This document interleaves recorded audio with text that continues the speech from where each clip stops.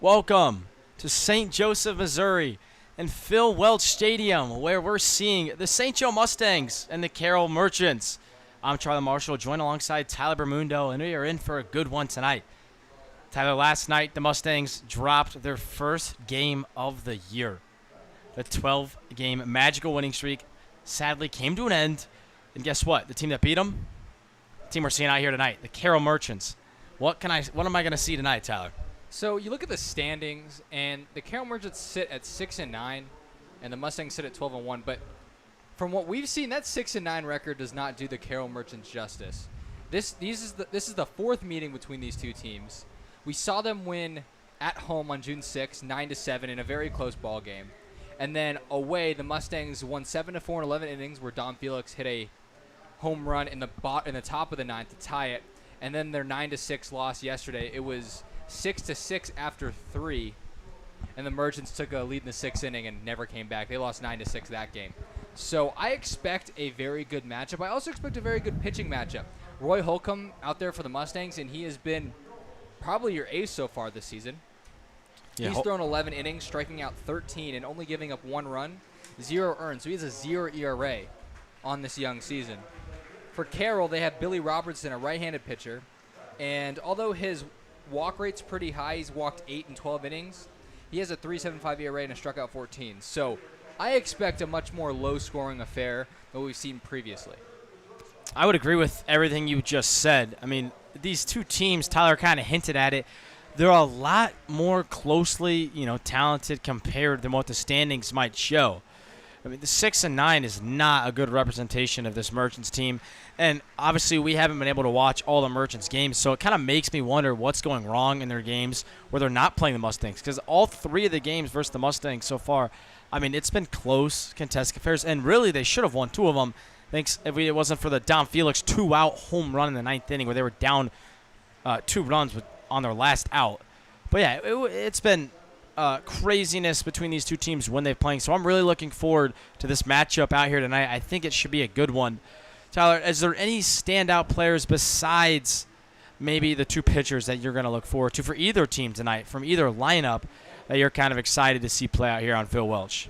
Well, for Carroll, and call it a small sample size if you want, but Jake McClure, their leadoff guy, is batting .522, and we saw it firsthand. He had 2 hits against us with a walk his first time out there.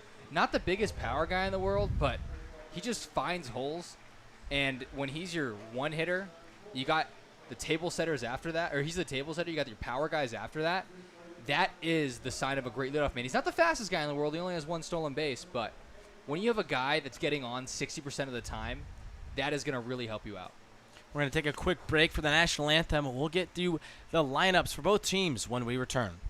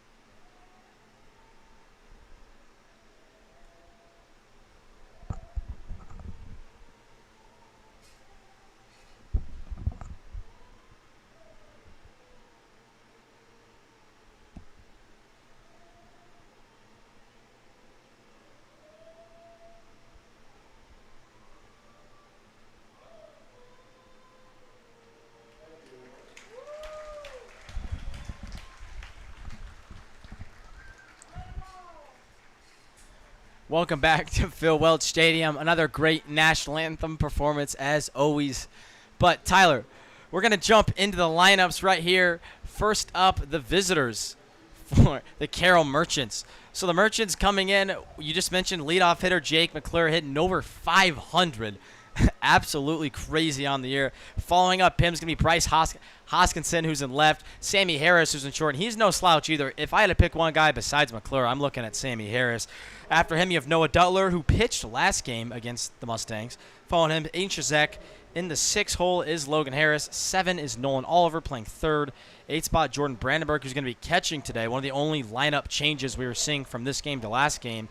And then bringing up the end, Arrington Eason, who will be in center field. And pitching, of course, Billy Robertson. Tyler, we already talked about McClure and hinted at Harris. Is there anyone else or anyone you like when you look at this lineup? Someone you want to tell me something about? I got to say, Arrington Eason did not have the best bat last time. But that guy had some range in the outfield. I saw him range to his left a couple times. He had a nice diving catch. Also, in their outfield as well, Logan Harris had a rifle of an arm out there in right field. There was a deep fly ball for Dom Felix. I mean, he was traveling away from the ball, definitely not getting his momentum. All of a sudden, one step and fired a dart, no hop to get a guy at the plate. So the defensive end for the Merchants, at least in the outfield, is going to help them out a ton. And with the Mustangs bats, it's a recipe. It's a good recipe in the outfield for them. I definitely agree. One more thing I want to stress before the game starts.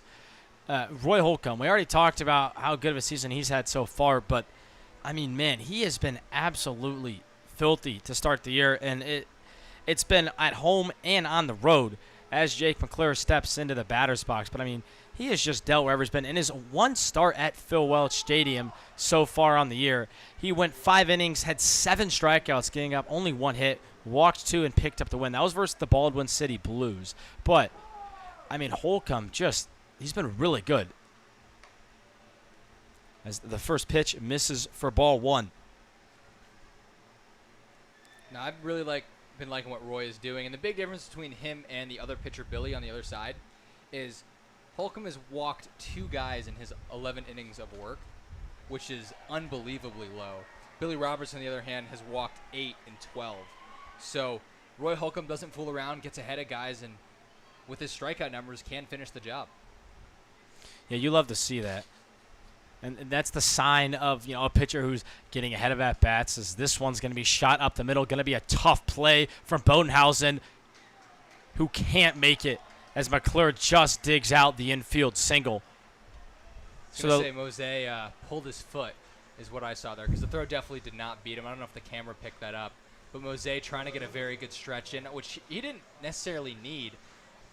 But because he pulled his foot, McClure would save it first. So McClure bumps up his already extremely high batting average. He's now hitting up almost into 650 territory, 550 territory. OBP's around 650. This one could take care of them both. It's going to have to go to first. That's a great play for Mason Holton out there at shortstop to get the first out of the inning. McClure stands at second base with 1 out now. And that's not an easy play, at least as easy as Mason Holton made that look. It's one thing to barehand a ball on the ground that's not moving, but that ball wasn't hit all that hard. But off the one hop, bare hand, corral yourself and make a throw, that was pretty impressive out there. But he made it just seem so easy. In steps Sammy Harris. He's had a very successful year so far this year. He leads the entire Mink League in RBIs. He leads the entire Merchants team in a huge number of stats. He leads them in games played, hits, at-bats, RBIs, doubles, and total bases, which I think is kind of an interesting stat. The other thing, too, is this man has played in he's played in all but 2 Merchants games and leads the team in at-bats by 12. I mean, that's a guy who wants to come out here and play and get his reps in. Yeah, it's clear that head coach Ben Berg is a big fan of what Harris has been doing so far this year. 1-1 your count here at Phil Welch Stadium. It's a hot summer day. A little early in the year for this, the weather to be this hot, but it's up into the 95-degree range. The clouds have come out a little as that one's fouled straight back. Heard rumors of a thunderstorm warning, too, which I think is wild. Yeah, it's kind of crazy to go from 95 to some thunderstorms. Hopefully any kind of storm holds off for the night, and the Mustangs are able to get this game in. So after the foul ball, it counts 1-2 to 3-hole Sammy Harris, who's also playing shortstop tonight, where he's played all year long. The pitch from Holcomb is high. So not a terrible pitch. The 1-2 pitch, you can go out of the zone if you like to, and that's what Holcomb did there, making it 2-2.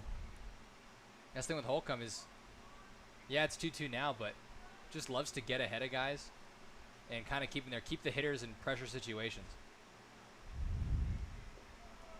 Looks like some off-speed missed down in that count there, but, I mean, it makes sense in the 1-2 count. You don't have to throw a strike. I think Holcomb has a very good sense of when a strike is required, and he's typically able to execute that. And then he also understands when he's able to maybe pitch out of the zone and not give the hitter too much to hit when he's ahead in the count. The full count pitch. McClure waits on second base. It looks like that's a pitch clock violation of some sort. So that'll be ball 4. That's the first pitch clock violation we've seen here in St. Joe all year. I got to say, Charlie, every time I come in this broadcast with you, we see something new. Something new.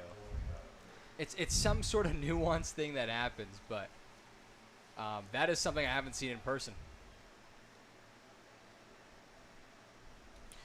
So Harris reaches on the pitch clock violation walk, and in steps Noah Dutler, who the last time he was in town was not swinging it, he was pitching. Yeah, but so far for the Merchants, it's been one of their best power bats. He does have a home run, and in college at Luther College, he slashed 247, 330. That one's poked out to Freeman in center field. It looks like McClure is not going to test out Freeman's arm. Probably wise, but the the Merchants are going to have him loaded here in the first inning with just one out. Holcomb in danger of giving up that first run of the year. As the coach here for the Mustangs, I wouldn't be too concerned. Roy Holcomb has been your best guy. You want to trust him to work out of this, and outside of the pitch clock violation, has been around the zone, hasn't given up hard contact. So he's just got to keep pitching his game, and he should be all right. You escape out of here with 0, maybe 1 runs. Let your offense pick you up, and hopefully Roy Holcomb can go one of his 5 or 6 inning starts like he normally does.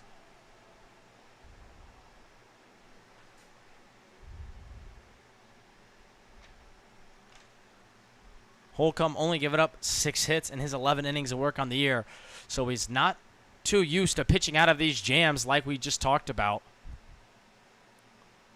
Be interesting to see what he does with the bases loaded and just 1 out. For the Merchants, I like how aggressive they've been. They know the guy is going to come in there throwing strikes, trying to get ahead, and a lot of these guys are having swings early on in the count. Sammy Harris was the only guy who had more than like a 4-pitch at bat. So obviously don't swing too much to where you're giving this guy 8, 9 pitch innings, but at the same time, if you know a fastball is coming in the zone, take a hack at it. Pitch 2 misses up. It's a 1-1 count. That's another thing I think that, you just mentioned. Smart hitters, when you have a strike thrower like Holcomb on the mound and you know he's in the zone, don't wait around. Especially the deeper you get in those counts and those 2-strike counts, the more he can be a little bit more fine and start making you chase. Early in the count, he's just looking to get ahead, especially in a situation with the base loaded where you don't have a free base, as he's going to try to get ahead in the count, and he might be more prone to missing in the zone than out of the zone. The last time these two teams played, the Merchants got 1 run in the first inning. This one's going to be skied out of play. So it's a 2-2 count, still 1 out, and the bases are still loaded. McClure at third. You have Sammy Harris at second and Noah Dutler standing on first base. A real damage opportunity for the Merchants right here.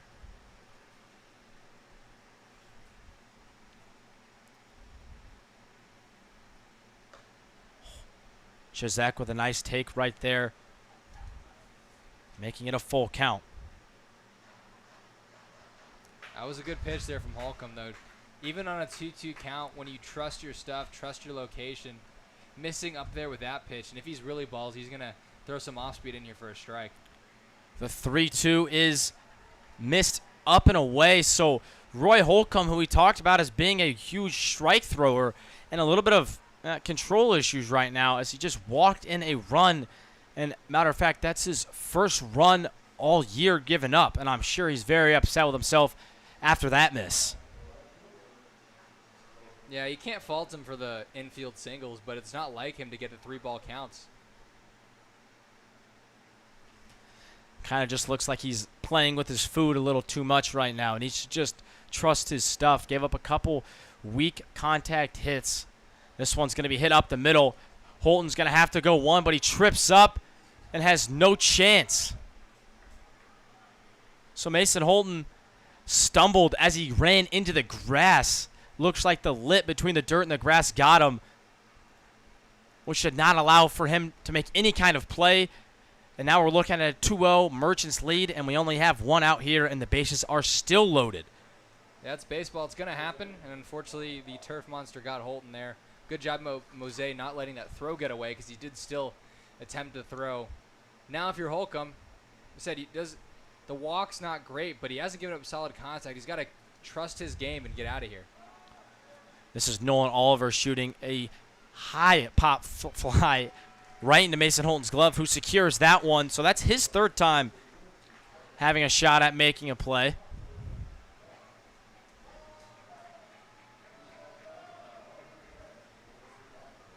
An infield fly out, that's a big out to get with the bases loaded and one out to keep this game.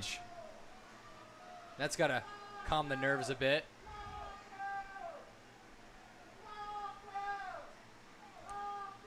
Here's Jordan Brandenburg, who's catching tonight for Dylan Shepard.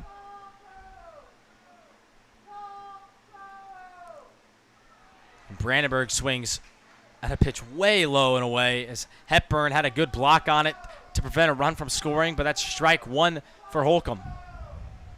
That's got to give Holcomb some confidence. Bases loaded. One, your catcher helps you out by blocking that ball, but two, you got a guy to swing at a pitch way out of the zone. Instead of going very fastball heavy, now we can kind of work on some of his velocity pitches at any count. Another ugly looking swing from Jordan Brandenburg, who in his last trip to Phil Welch went 0 for 5 with a strikeout, had a couple lineouts, but could not get anything to fall. So he's still looking for his first hit here in St. Joseph, Missouri. And right now in this Mink League season, he's K'ing about 28% of the time, Brandenburg. So good taco hitter placement, and also just a good hitter to have up now with the bases loaded for the Mustangs. The 0-2 is right down the middle as Jordan Brandenburg does nothing but watches. So Roy Holcomb gets himself into some trouble, works his way out, but the Merchants get 2. So going into the bottom of the first inning, it's going to be Merchants 2, Mustangs 0. Don't go anywhere.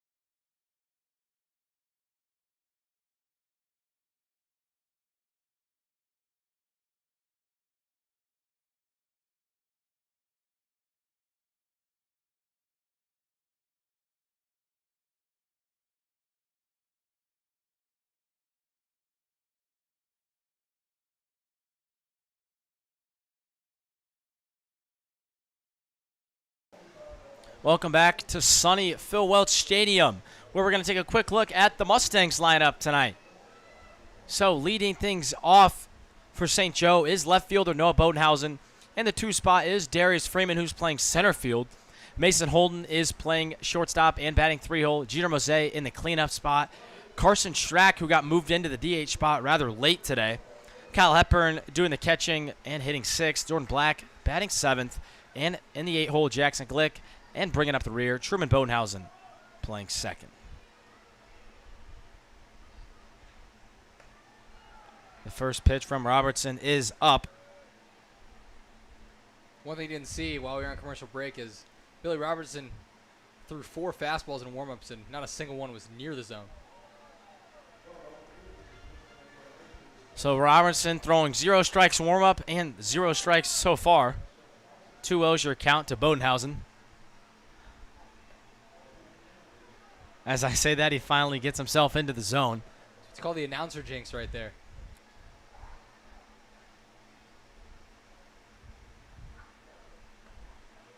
And there's another one. So Bodenhausen 2-2. Last time he faced these Merchants, he went 3 for 5 with 3 singles, all to the outfield, 2 to center, 1 to left.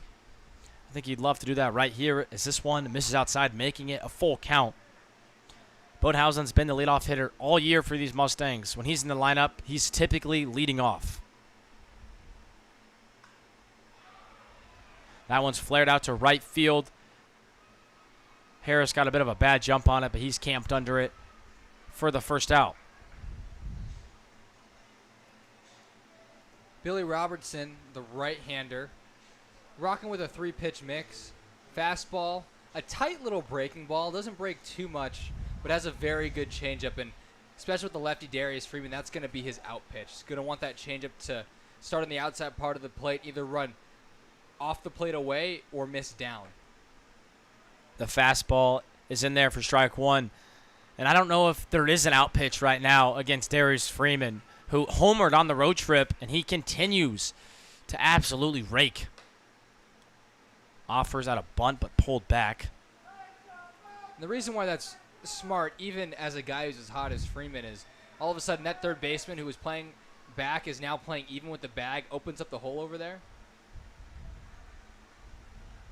That one skips in for ball 2, the third pitch of the at-bat.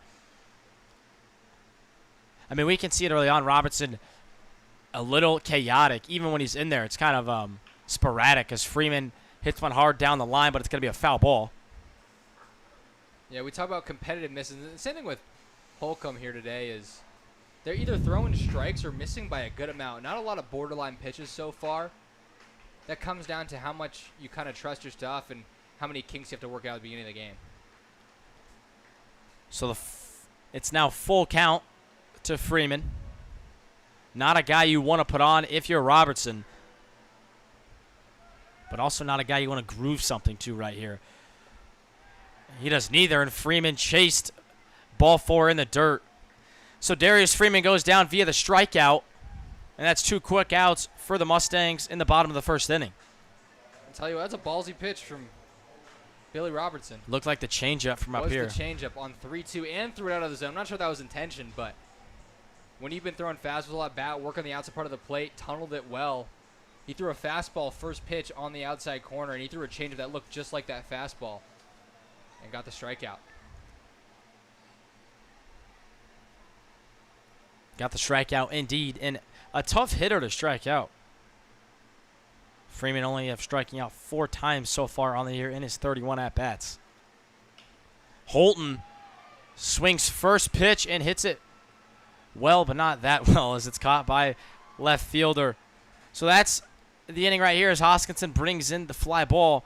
Not a very productive bottom half of the first for the Mustangs. We're going to go to the top of the second inning where the Merchants lead it 2-0.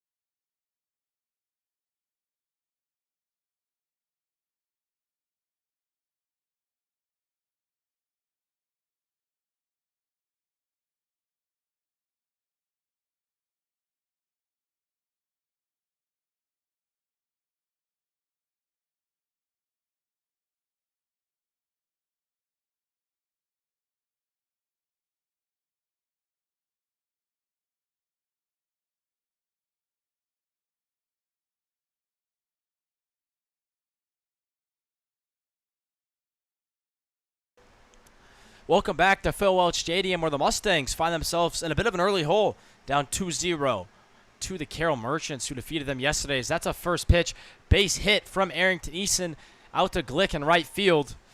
And we were just talking about, right before we came back, Eason only having 4 hits so far on the year, so make that one number 5. And it looks like the Merchants are keeping their aggressive approach, and Holcomb's now got to make an adjustment. He's doing a good job of throwing first pitch strikes. They're just not quality strikes. Second time through the lineup, if he can get his little curveball, breaking ball thing over early in the count, that's going to kind of eliminate those first pitch swinging singles. Holcomb continues to find the zone early as that's in there for strike 1. Pickoff attempt on Eason over there at first base.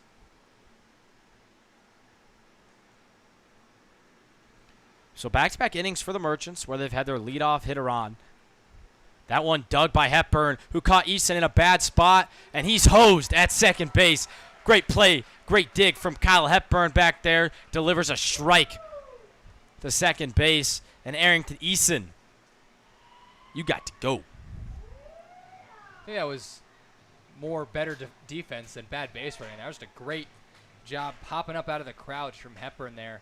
Quick adjustment, recognized the runner was going, and great throw got him.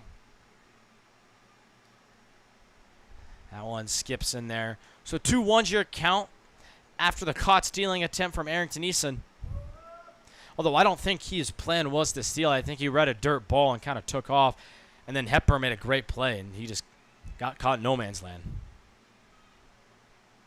As a base runner, you read that downward angle, and it's not usually that quick for a catcher to get up and make that quick strike to second. So I didn't think it was a bad read by any means. Were you the leadoff batter? Yes, but at the same time, just good defense. Tip your cap to Hepburn. Yeah, that ball was way inside as well. So that ball was not only a great dig, but the fact that it avoided Jake McClure is kind of impressive too. The 3-2 is going to be hit out into right field. So another base hit for McClure and the Merchants. That's their second hit of this inning. He has 2 hits with a combined exit velocity of about 100. Yeah, so do the math on that. It's about 50 exit velocity on it. Wow. Charlie Marshall, math whiz, ladies and gentlemen. Just trying to, make sure we're all knowledgeable about the situation. McClure 2 for 2. Came in batting .520. I mean, this guy is just getting hits any kind of way right now. I mean, you know you're having a good year when you go 2 for 4 and your stats go down. Yeah, that's impressive. Finally saw a first pitch breaking ball from Holcomb.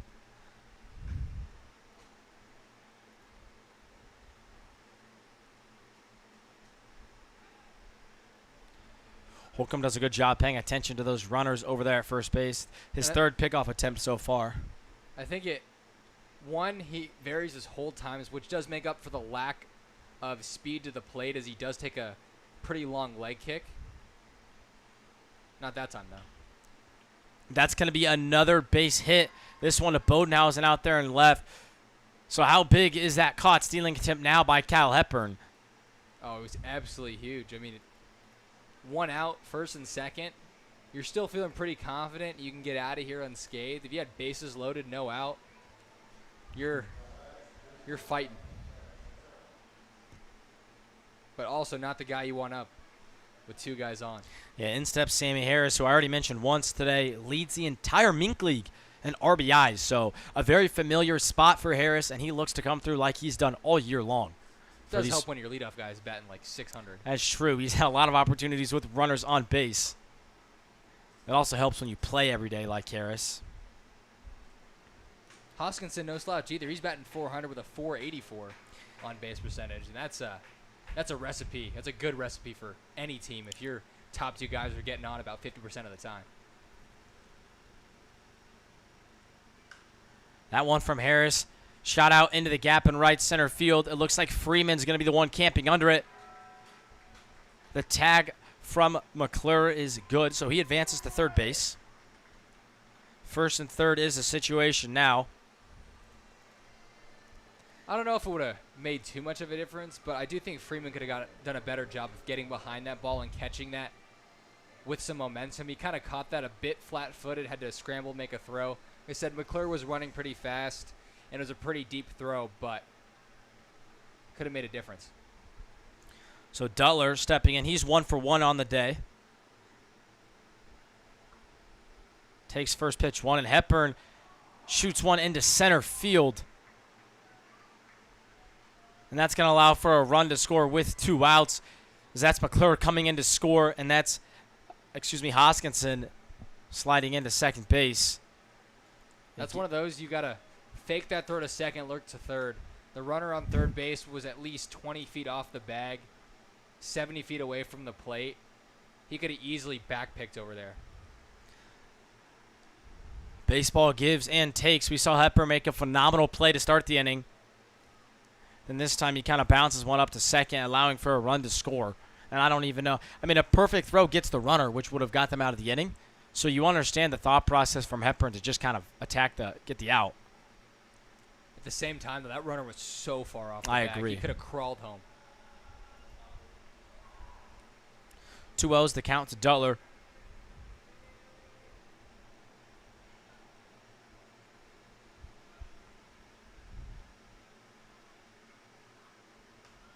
Shoots this one foul. For what it's worth, Noah Duttler in his last trip to Phil Welch threw 4 innings and gave up 6 runs. So looks like he's going to be attempting to be more productive from the lineup than on the mound this time around. He's a pretty successful two-way, though. In Mink League play, he's batting .217, but has a bomb.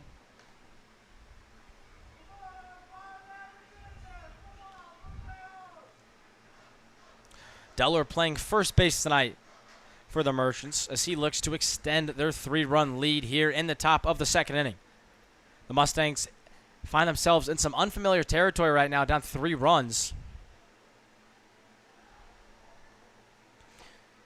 What's not unfamiliar is trailing to the Merchants, though. They've just kind of struggled with the Merchants so far this year. No, it's a good point. 6-9 record, but every single game has been close. A come from behind win, a 9-7 win that we saw here that was back and forth. And then yesterday, 6-6 in the third, and all of a sudden the Merchants shut him out for 6 innings and pull away. So another walk for Holcomb.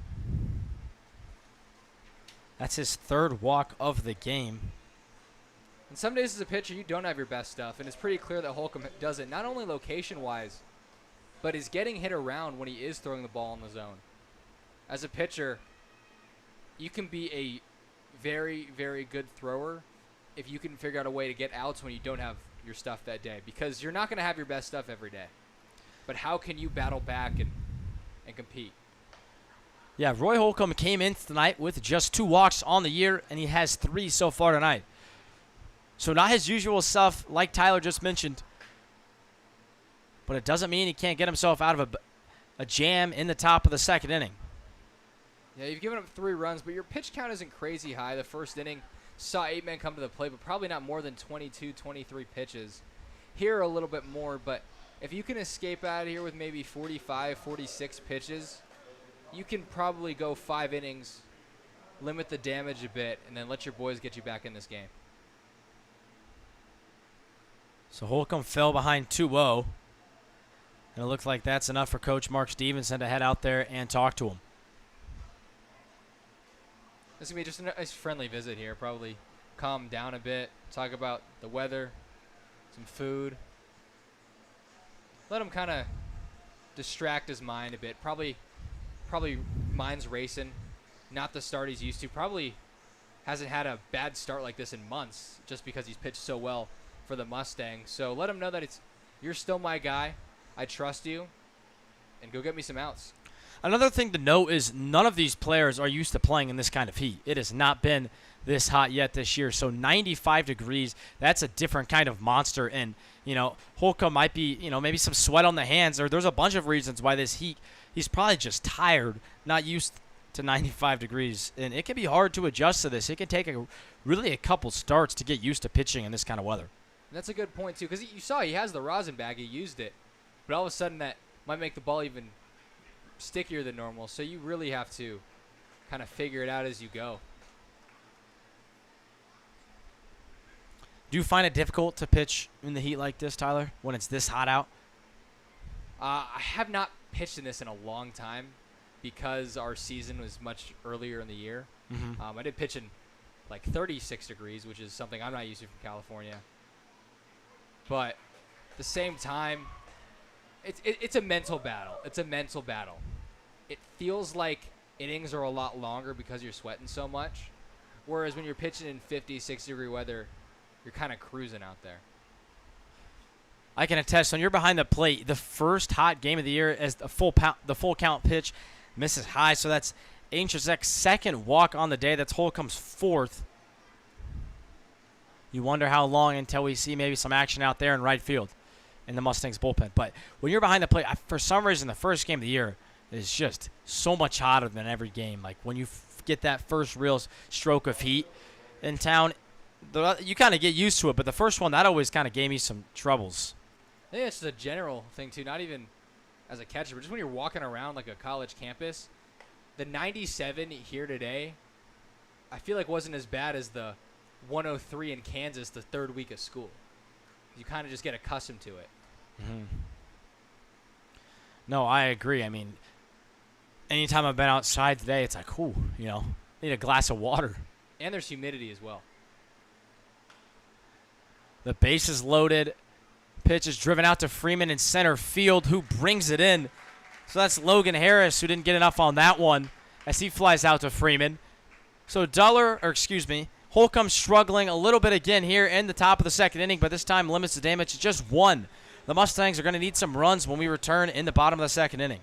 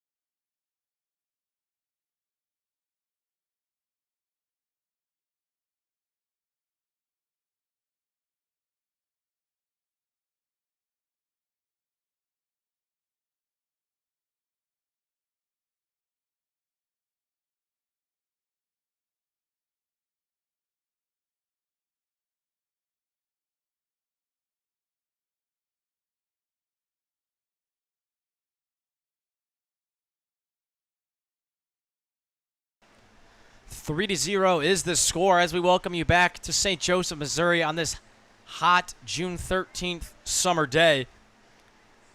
It's Jeter Mose stepping up to hit now, and he's came back down to life a little bit since his hot start. Hitting around 270 right now. He does have the home run, 3 doubles, 11 total hits.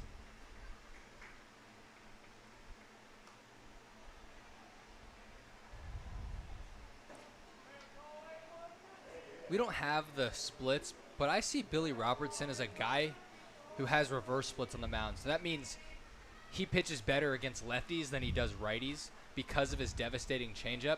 Most of the time it's the other way around. Same side, same pitching side, same arm, same bat. It's a lot tougher because a lot of the breaking balls are moving away and the fastballs are coming in on your hands as that pitch misses outside.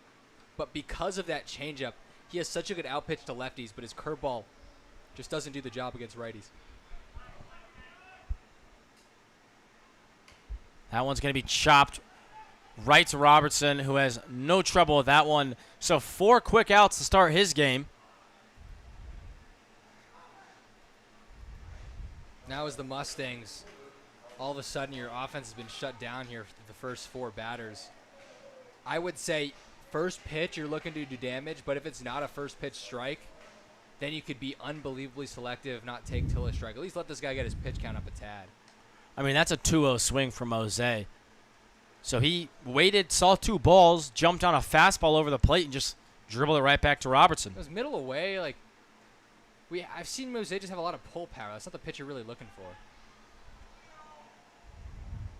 So here's Schrack, who Schrack was a late add to the lineup today. I'm not exactly sure what happened. We weren't able to figure it out. But Trevor McCollum was originally playing center field tonight for the Mustangs. And we had Glick DHing. But now Glick's in right. Freeman slid to center. And Schrack got the honors at DH. Another early in the count fly out for the Mustangs. As Carson Schrack flies out to center. Or excuse me, Harris at shortstop. Really just poor at bats. And credits the pitcher getting ahead and throwing strikes. He does walk quite a bit of guys, but has done his job. First pitch strike percentage is very high, and when he is throwing balls toward the middle of the plate, the Mustangs hitters aren't doing much with it.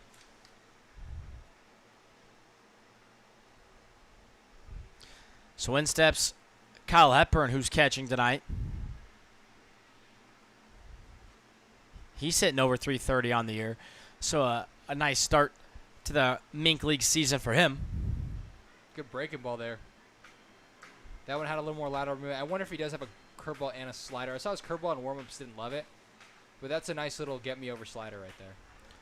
This is Hepburn's first time facing the Merchants. The first time these two teams played, he had yet to join the team. And then the last time, Felix was hitting home runs in the 9th inning. As maybe Hepburn just got one right there. He sent a charge out to left field, and that one over the wall. Kyle Hepburn, his first home run on this young Mink League season. That's one way to get the Mustangs on the board. He said if Dom Felix can do it, I can do it too. As he got a fastball up in the zone, and the first guy in this Mustangs lineup to do damage on a mistake pitch. And that's going to be the key, is when this guy does make mistakes, he's made quite a bit. Got to do something with him. Great piece of hitting there from Kyle Hepburn. That ball had a charge in it the minute it left its bat. All Hoskinson could do out there in left field was watch it fly. Yeah, you could tell it was great because he turned his back completely. Dead on sprint to the track, got out by about 10, 15 feet. And whenever you see the letters on the back of your fielders as a pitcher, you know it's not a good sign. Yeah, that's got to be a bad feeling. As Black now with a hard hit barrel out to right field. This one is going to be caught by Harris. So another quick inning, but the Mustangs get one by way of a Kyle Hepburn smash. 3-1 is the score when we return.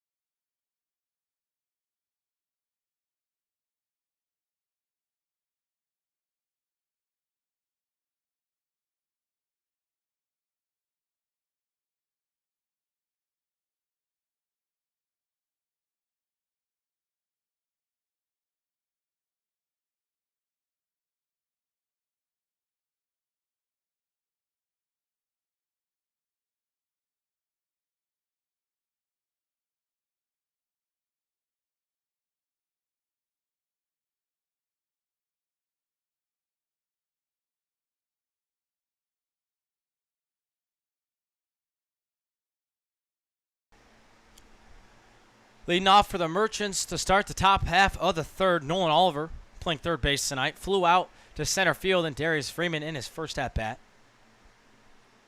For Holcomb, this is the inning that can make or break your start. You've given up 3 and 2, but you have a chance now to settle down, hopefully get a little bit of length out of your start, and you got the 7, 8, 9 guys up for the Merchants. You get a quick inning here, and you're going to feel a lot better about your innings to come. That one hit well right to Bodenhausen in left. So a quick out is good to see as the last 2 innings have started with a base hit. Yeah, that's what you want from Roy Holcomb. That's what you're looking for. Quick outs here. Pitch counts up a tad. If he can get 5 innings of work in this game, that is a good recovery start for him. I was talking to Tim Teixeira earlier today, and he was telling me he's first in relief tonight. So if all goes to plan, which who knows, you know, they might not have expected Holcomb to struggle a little bit like he has. It's also nice to know that you got a guy like Tim Teixeira to come in after you. You have to worry about leaving runners out there and thinking, I have to do this by myself. You got great back-end relievers, not even just Teixeira, but Jace Johnson has been great out of the pen. Bronco Witt. The list goes on and on. Riker Curry. All these guys have pitched tremendous for you. So as a starter, you don't feel pressured to really be too fine out there. You say, you know what, I'm going to pitch my game. I'm going to give it my all and let my bullpen help me out the rest of the way. As a head coach, you have a game plan going into the game. Like we just mentioned, does it change if your starter doesn't go deep enough? Or is this one's going to be shot? Probably smart to let it go, and that's what Holcomb does. He flips it right to Eason, who's on deck. It's a good play by Eason right there. Guy showed his hops a little bit. But like I was mentioning, as a coach, do you have to, you know, how likely are you to switch up the game plan due to Holcomb's, if he's not able to find it and go 5-6 innings like we all thought he might have to start the game? I think you definitely can make a change because you got guys like Sam Pitts, Riker Curry, and Jace Johnson who have been your middle relief guys who've gone 2-3 innings a game. And you got Teixeira, who's been a shut-down, high-leverage kind of guy.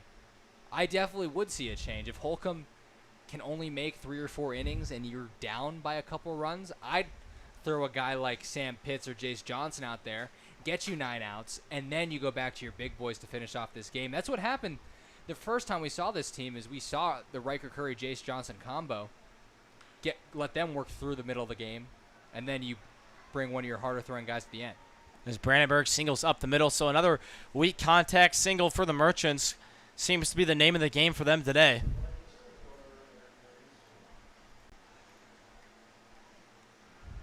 Other thing that's not helping Holcomb out is he's normally a strikeout kind of pitcher, and today the Merchants have done a great job of just putting the bat on the ball, and it's worked out. A couple of plays that could have been made. Holcomb looking for the double play, gets a ground ball right to his second baseman, to Holton, who can't get the throw. As Bodenhausen and Holton was a quick exchange, but Eason just too quick. Yeah. On one hand, you saw that ball was hit pretty hard to second base, but Eason did bust out of the line. And Truman Bodenhausen didn't have the quickest flip in the world. He just elected to go overhand. I think a quick underhanded flip, get that ball out early and low, might have had a chance, but burner down the line. Another base hit for the Merchants. Eason's thinking about going to third, and he is. Glick, who had McClure stuck in no man's land, throws it to the backstop, and Hepburn, taking a little too much time, allows Eason to come all the way around. So the air on Glick is going to allow for a run for the Merchants. So the thought was there. I thought that was a very smart play. But sometimes when you have a guy hung out to dry like that, you kind of baby the throw, overthink it a bit, rather than trust your arm and trust what you have. And it cost him there. And also Hepburn didn't predict that bounce off the wall. He kind of chased it a bit rather than getting to the spot early. Eason hesitated a bit at third because of that, but he ended up being in there standing. So good thought process from Glick, but just a bad error, a costly one at that. Glick in right field, somewhere he hasn't played yet tonight. I mentioned he moved out there due to a lineup change.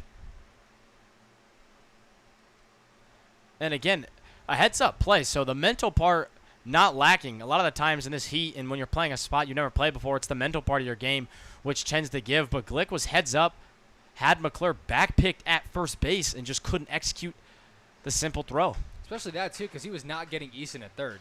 No shot. So you're looking to find outs elsewhere, and he did.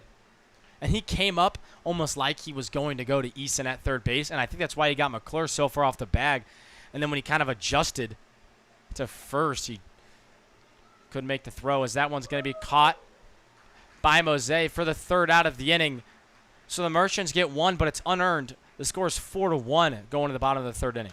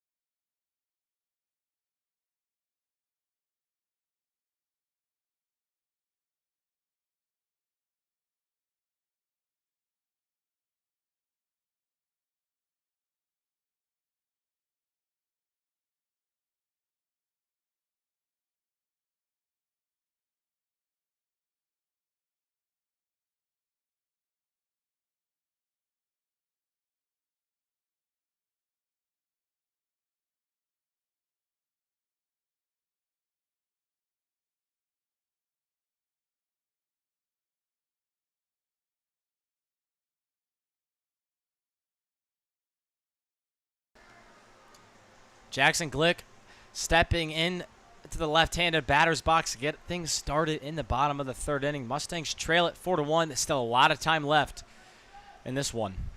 Mustangs need some energy, both at the plate and in the field. Just seem a little lazy today, kind of lackadaisical, and it could be after you snap that winning streak that you feel a little defeated. At the same time, if I were to lose a 12-game win streak to this team that I'm playing the next day, I'd be out for revenge.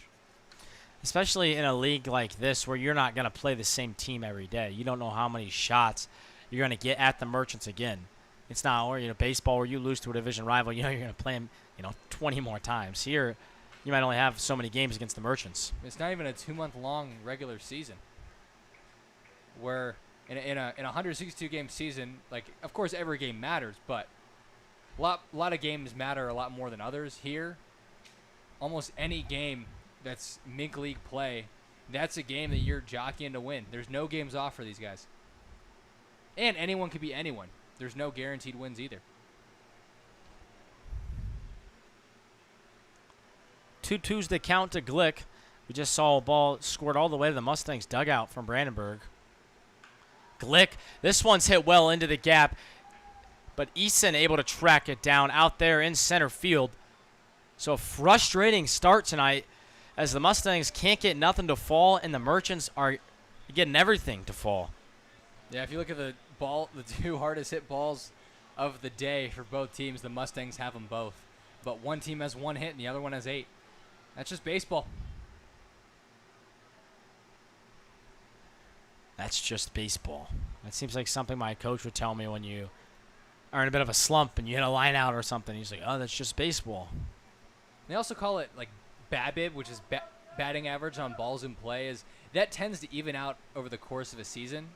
So when a guy's hitting 462 on balls in play, sometimes it's more luck than anything. I'm sure Jake McClure, he's 2 for 2 today and hasn't really hit a ball very hard.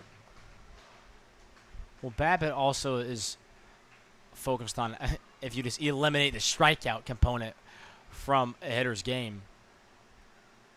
Yes, there's that too, but also the quality of the swings you have, how hard it's hit, what's your average launch angle.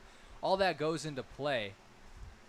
So if you're hitting a lot higher than what you normally do on BABIP, it's kind of kind of dictates what you can project the rest of your season rather than the outlier numbers you have now. Another hard hit ball to center field. This one going to find some grass. Truman Bodenhausen trying to get things going in the bottom of the third inning.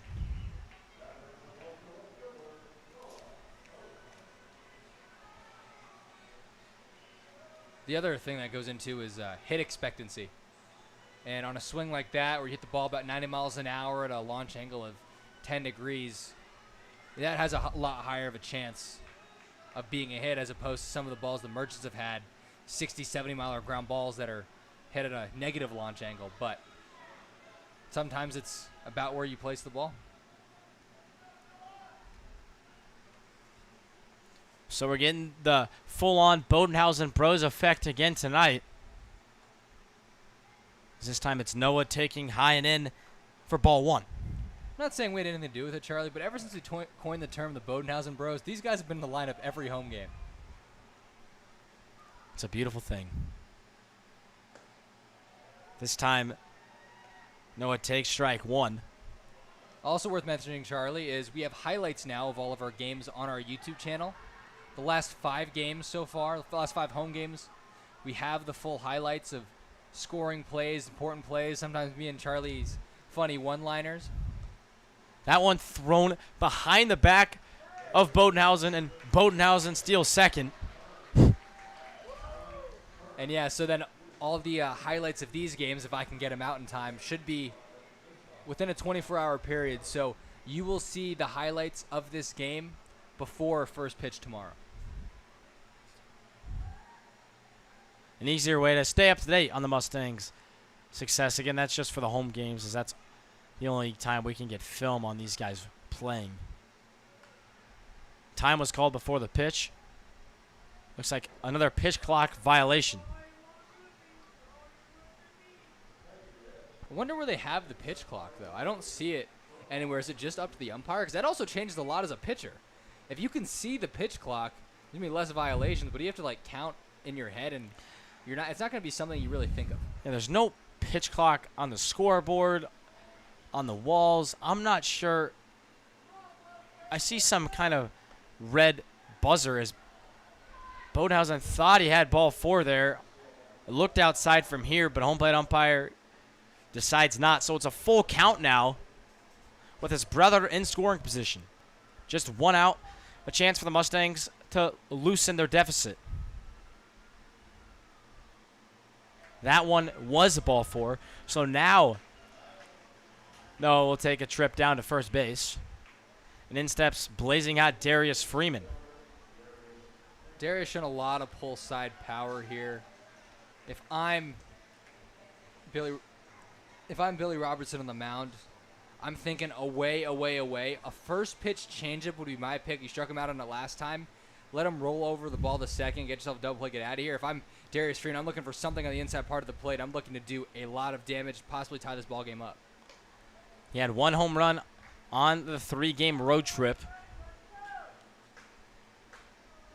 Before losing last night, the Mustangs were 12-0, so a 12-game winning streak to start the year, something to surely celebrate. Freeman fouls this one straight back off the brick here at Phil Welch. Just a tad late on that fastball, middle. Anytime you foul a ball off straight back, it means you're late because the barrel, everyone has a slight uppercut swing, so that barrel's working up. If he catches that out front, that ball's has a chance the Little Caesars hit it here sign. I wonder if we'll ever see that. Odds are so slim. But then again, we have seen so many random things happen the last couple of games. I remember last game some guy threw a ball to second as the pitcher, like to the second baseman, not to second base, the second baseman who was standing in the middle of first and second base. That one squirts away from Brandenburg back there behind home plate, and that's going to be a pass ball, allowing for both of the Bodenhausen brothers to move up 90 feet. Now is Robertson here. You got a 3-1 count. Darius Freeman, who will have nowhere to go if he is walked. I'd be okay here with throwing some off speed, see if we can get an out here on one pitch, as opposed to trying to groove one. If that does happen, you're looking at Mason Holton coming up with 1 out and the bases loaded. Grooved one there. Freeman fouling off another fastball, so a full count to Freeman. Last time these two were knotted up full, we saw a changeup. Does that change here, Tyler? Honestly, no. It was such a good one. Freeman fooled really hard last time, and again, you have a base open. The full count pitch from Robertson is a fastball inside. Freeman does just enough to stay alive. Still late. Maybe he's expecting a changeup of some sort. That was the other thing, is you have gotten the ball past Freeman now 3 separate times. He's doing enough to stay alive, but hasn't put together a good swing. And that could be the thing, is if he's expecting changeup and you leave it up, there could be some fireworks here. I would not give him anything too good to hit, though. Nibble a bit. The 3-2 is hit out to Hoskinson in left field. It's not going to get over his head, but it'll be plenty deep enough to bring in Truman Bodenhausen. So Freeman with a sac fly, his 3rd of the year. Shortens the deficit. Just 2 runs now. 4-2 is the score here at Phil Welch. 2 outs, and Noah Bodenhausen still on second base. Is it exactly what Freeman wanted? No, but you had a 2-strike count. He pretty good fastball away, kind of on the black, and he did enough to bring in the run there, and it's just chip away time. And after being down 3-0 early, 4-1 after the 3rd, the Mustangs climbing back in this game. Get one more here, and it'll be smooth sailing the rest of the way.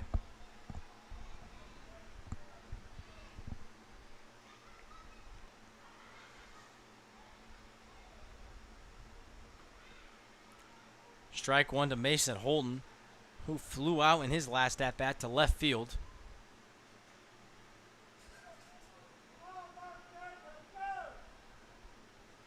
I want to see Mason Holton get into a ball. That one's going to be shot out to center field, but no problem for Arrington Eason as he corrals that one with ease. So that's the bottom of the 3rd. The Mustangs answer with a run of their own, but they still trail by 2.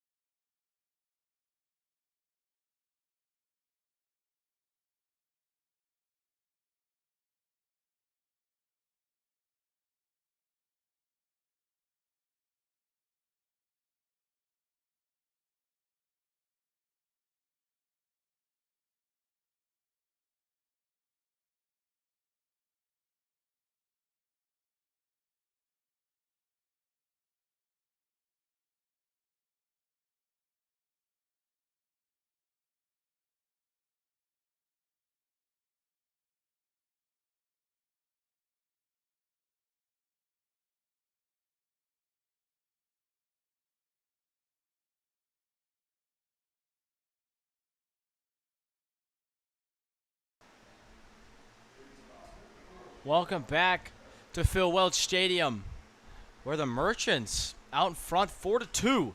That's Sammy Harris first pitch swinging. With a fly ball to Darius Freeman, hit high but not far enough. Freeman able to camp under it. Sammy Harris very aggressive there and got decent wood on it, but fastball away, tried to pull, and sometimes you can get away with that, but when you hit it with that high of a launch angle, you're not doing much.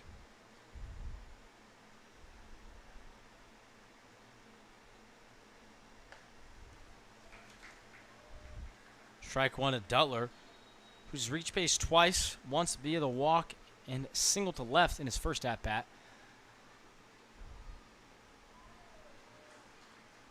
Chased the curveball in the dirt. Some of these guys are getting their third at-bat in just the fourth inning.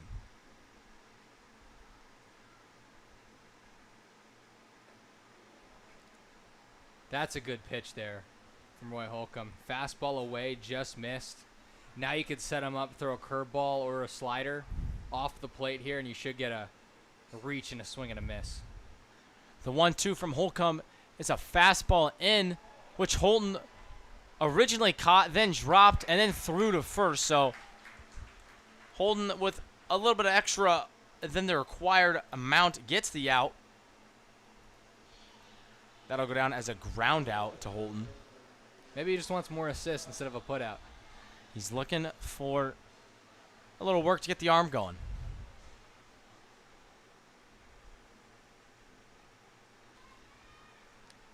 In steps Aiden Shasek, who's walked twice tonight, so a bit of an interesting day for him. Holcomb coming in tonight had 2 walks all year and now has walked the same batter twice. Shasek, though, is the Merchants team leader in walks, and at Missouri S&T last year, he had a 500 OBP, largely due to the amount of walks he drew. Yeah, so Shasek might be the only player for the Merchants tonight not looking to jump on the first pitch. When you're a bit smaller like that, not the biggest power bat, do a good job, be a little bit more selective, foul off pitches and 2-strike counts, and that's kind of your recipe to work your way on base. I do believe on-base percentage is a skill. It's not just how much the pitcher can throw strikes to you, per se. It's, do you carve out good at-bats and make them work? That's what Shasek's done tonight. He's worked another good count. It's 2-2. 2 outs here in the top of the 4th. Kicks and deals. Shasek flies it way high. Mose calling off Bodenhausen makes the play. No problem. Going to the bottom of the 4th now. Mustangs trail 4-2.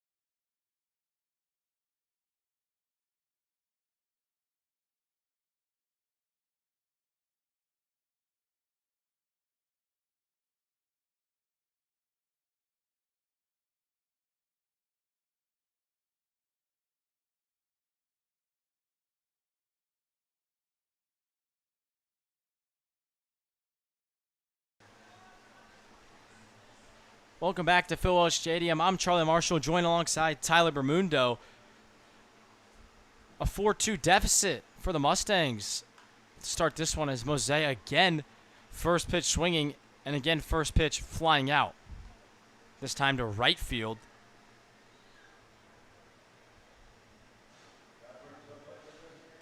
Yeah, not the best at bat there for Mose both times. First pitch out, some pitches away, and really has not hit the ball great, as we mentioned lately. He's got to get back to that approach. He was aggressive early in the year, but he was looking for his pitch inside and gotten a little too antsy. So now it's the Arkansas commit, Carson Schrax, stepping in.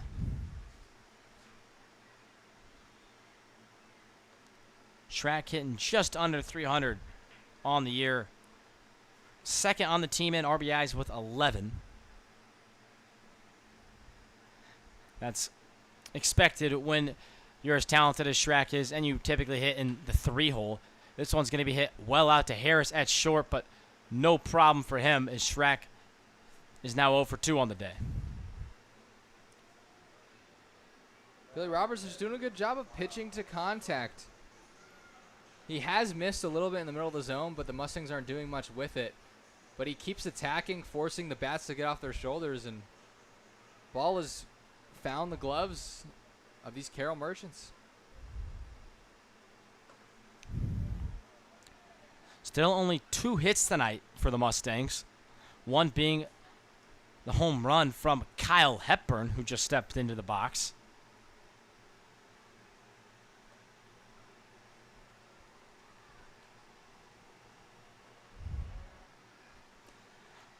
Breaking balls looked okay here today. Just okay.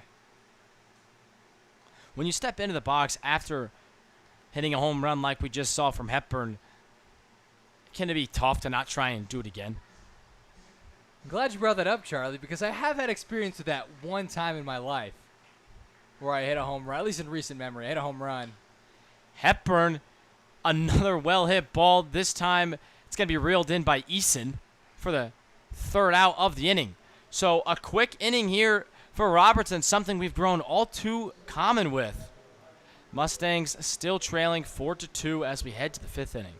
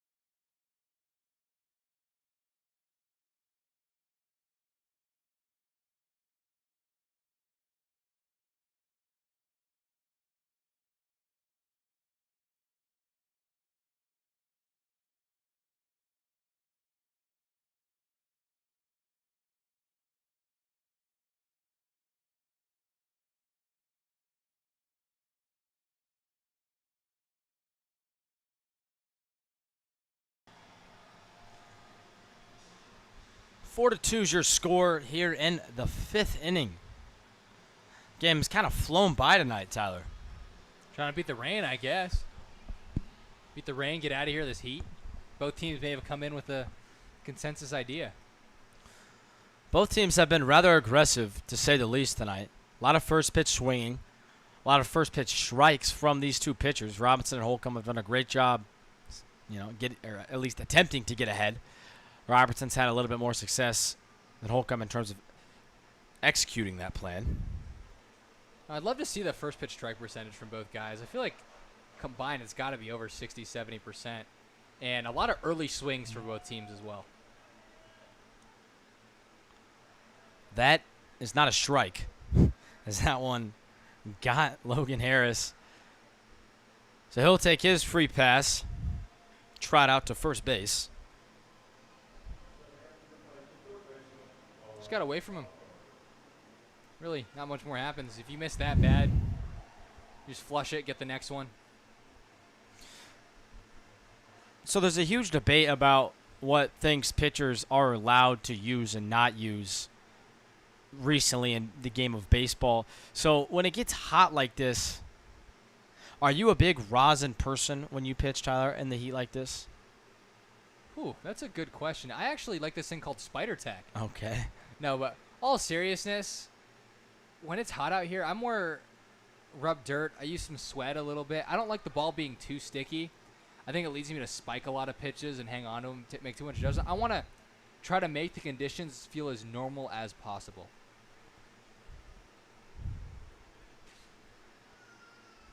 That's a good way to look at it. What about a lot of guys like to go with the sunscreen play when it gets hot like this? Is that something that you've ever tried, maybe sunscreen and rosin? I mean, I'm Filipino and dark out there. I don't think I've ever put on sunscreen in my life. Okay. It hasn't really done much. I know that's probably not the same for you over there. Not for me. Holcomb, yep, stepping off. And they caught Harris in a rundown. A pump fake from Jose. A beautiful one at that. Good awareness from Holcomb. Good communication from his teammates, I'm sure, letting him know to step off.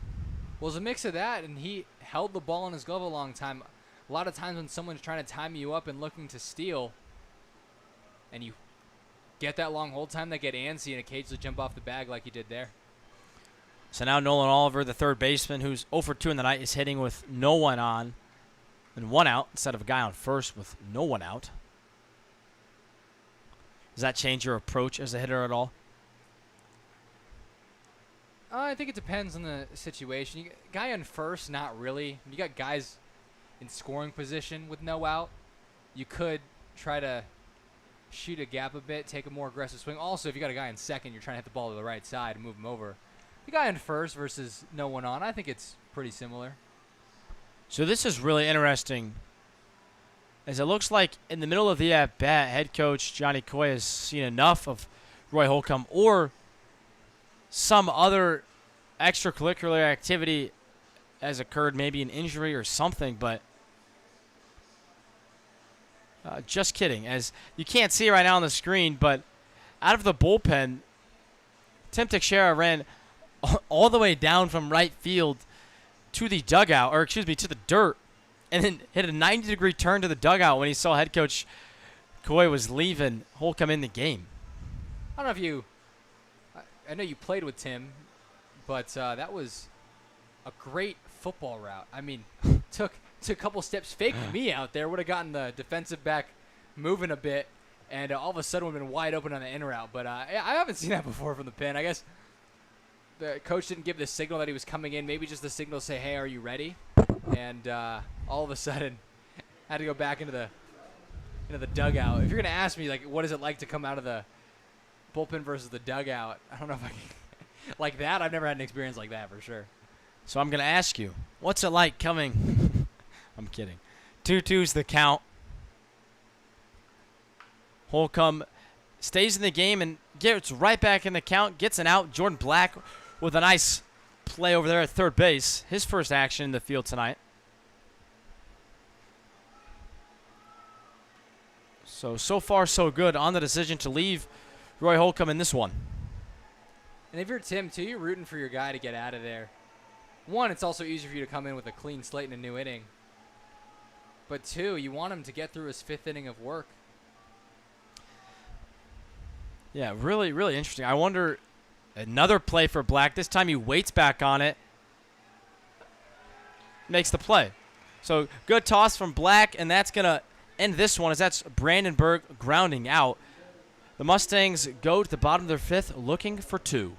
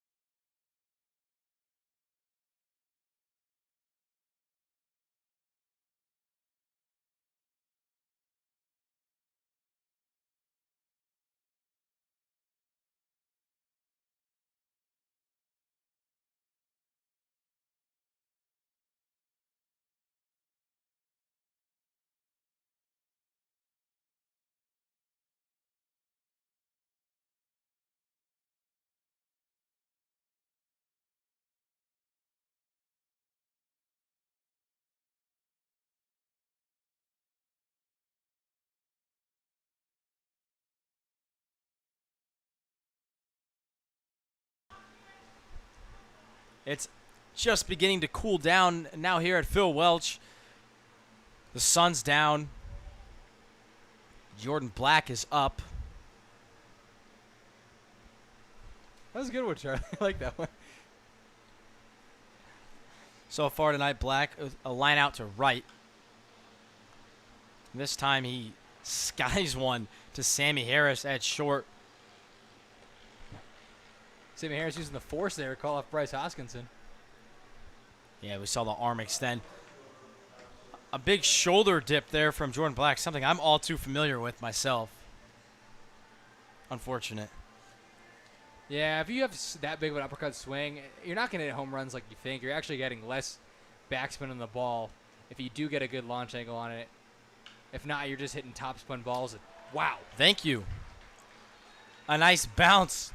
And Jackson Glick gets a single to start the bottom of the fifth. Or excuse me, with one out in the bottom of the fifth. I think I saw Noah Dutler's soul leave his body on that ground ball. Yeah. It was head hunting. I've never seen a ball shoot like that. I don't think that hit the bag, did it? No, it must have been maybe the cut between the grass and the dirt. That thing shot way up. I mean, Dutler out there, he's a big dude at first base, and that thing shot way over his head. So here in the fifth inning, we've done trivia the last couple of days, so we're going to go right back to it. So Tyler, he's 1 for 1. I'm 0 for 1. Tonight I'm going to be asking him the question. He hasn't seen it yet. So the question today is, what name has the baseball team in St. Joe gone by besides the Mustangs and the Saints? Tenderloins. See, that is technically, I guess, correct, as we have seen the Tenderloins play here in St. Joe. But not exactly what I'm looking for. Your options here are the Moons, the Grasshoppers, the Black Snakes, and the Golden Crowns. So, going off of my SAT strategy, Moons to me is not going to be it because you have 3 compound words out there. So it's going to be one of the 3 compound words. You're not going to put that outlier in there to try to trick me. The Grasshoppers is just not an intimidating enough name. And also, you picked B last time. So it's not going to be the Grasshoppers. You are putting a lot of thought process into I am, this. and it's probably the Moons. But between Black Snakes and Golden Crowns, I think Golden Crowns is honestly unique enough. That one thrown way behind the back of Truman Bodenhausen. But Glick not able to advance. Kind of had his hands in the air at first base, looking for maybe a response from Bodenhausen telling him to go or not. Yeah, I think it was behind him, so he didn't see the ball as after across the plate. But I'm going to lock in my final answer as D, Golden Crowns. I think it's kind of in the middle of not being scary enough. And I know Charlie's laughing because I probably got it wrong and I'm giving all this analysis. But I'm going to stick with my answer, Golden Crowns. That is incorrect. That feels good to make you get one wrong. The Black Snakes was the answer I was looking for. So you had to narrow it down to the right, too. I was cooking for a bit, but I thought Golden Crowns, like the St. Joseph Golden Crowns, it doesn't sound like too intimidating of a name, but it also seems like a weird name to be made up. The Golden Crowns. My bad. Keith Foster, you should take my job. Shout out to Mr. Foster. He was never in doubt. He knew the Black Snakes was the correct answer. He did. Good job for him. I'm not really a native to St. Joe, and to be honest, my first time being here ever was 2 weeks ago. But if you've never been to St. Joe, you got to get yourself down to the friendly confines of Phil Welch Stadium. Friendly indeed. I completely missed what's going on. So, in case you were focused on the trivia, we have Jackson Glick, who singled to right field thanks to a nice bounce off the dirt. He then advanced to second, and now Truman Bodenhausen, walked, and now we have Noah Bodenhausen up with 2 runners on and just 1 out as the Mustangs looked to bounce back in this one as they trail 4-2. Did I catch you up? Are you all caught up? Yeah. No, after the ball that almost hit Noah Dutler, I kind of blacked out for a bit.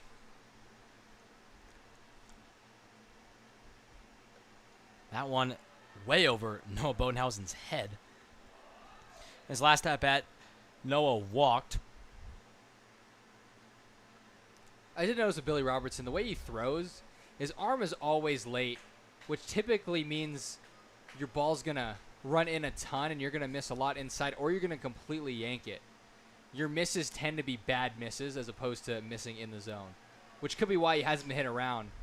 And he's done a good job of controlling what he has done, but that is why he walked a lot of guys. Some pitchers, like Robertson, are effectively wild in a sense. Not wild, but wild enough to where they keep the hitter on edge.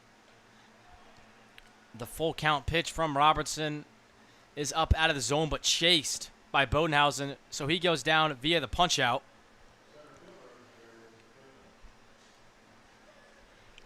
All right, so the last time I made a prediction, Kyle Hepburn got hit by a pitch the time after, but with Darius Freeman right here, he's been just late on the fastball. I think he's seen enough of them to where if he gets a fastball on the inside part of the plate, I'm saying I'm not going to go home run here. I'm thinking double in the right center gap. I mean, a fastball on the inside part of the plate. That was a fastball on the inside part of the plate. Freeman didn't want it, to Tyler's dismay. I was ready to jump out of my seat. I saw it out of the hand, but decided to look at it. So expecting a double to right center field. The 0-1 pitch is hit to left center field, and it won't be a double. In fact, it'll be caught by Arrington Eason, and that'll do it to end the inning. So the Mustangs get 2, but strand 2, and still trail 2. 4-2 is the score as we head to the top of the 6th inning.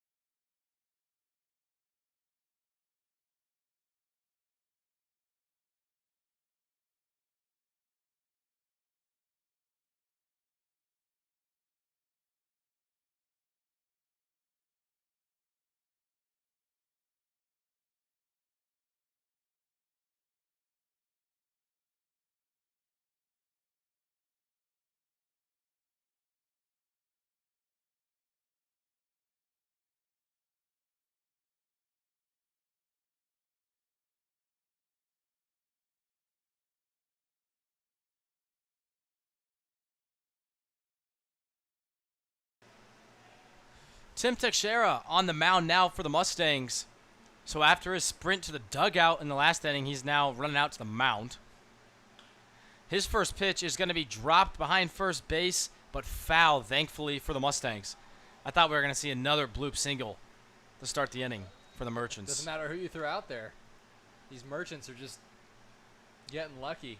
Tim Teixeira, though, what's not to like about this guy? Hard fastball, good changeup, wipeout slider. And as a guy who's getting into college, correct? Yes, he's just finished his senior year of high school. That's some good stuff for a guy this young. I wish I threw that hard. Do you? I believe it. If I threw this hard, I wouldn't be up here commentating with you. Well, if I also threw that hard, I wouldn't be up here commentating with you. 1-2's the count to Arrington Eason. He's reached twice, once via the fielder's choice, the other due to a single. Well played, Charlie Marshall. Well played. The 2-2 from Teixeira is fouled off, straight back. Sounds like Tyler's windshield. Did park pretty close today. I'm Teixeira here. I'm blowing a fastball up above the belt. He's been late, kind of reaching. Blow it right by him. Or do that. That works too. 2-2 slider absolutely buckles Arrington Evans. He wanted nothing to do with that one. That makes Tyler 0 for 5 on his predictions today. Not a good day for him. And he's 0 for 1 in the trivia. He's in a slump. He'll get it back, though. What can Tyler do to improve his predictions here today, Charlie? I'm just excited for this St. Joe Golden Crowns game. Would have really put pour salt in the wound right there, Charlie Marshall. I was kind of sitting there trying to come up with other options, and I was like, I need another color. And I was like, the Golden Crowns, that'll get them. Fell for the trap, I guess. This is going to be a tough play for Holton, who gloves it, throws, but not in time. As that's number 14, Jake McClure, reaching again. 4 for 4 tonight is Jake McClure with 4 singles. 4 singles, if I'm correct. None of them hit hard. No, not too hard. But, hey, not going to knock on him when he's batting 600 now on the year. No, you got a guy that puts bat on ball. Finds a way to do it. Johnson County Community College, I believe he only had 1 home run. Batted .342 and only slugged .452, so really not many extra base hits either. But, hey, if it works, it works. In steps Bryce Hoskinson, who also has an average far higher than average. You like that one? I guess you could say he's above average. That's very true. When you're hitting 400 on the year, you're above average. 1 out here in the top of the 6th inning. 4-2 is your score. Jake McClure just reached via an infield single to Mason Holton. Teixeira went for the slider there. Didn't get the call as it was high and in. Must have had late break. I thought the ball was making a beeline for his shoulder.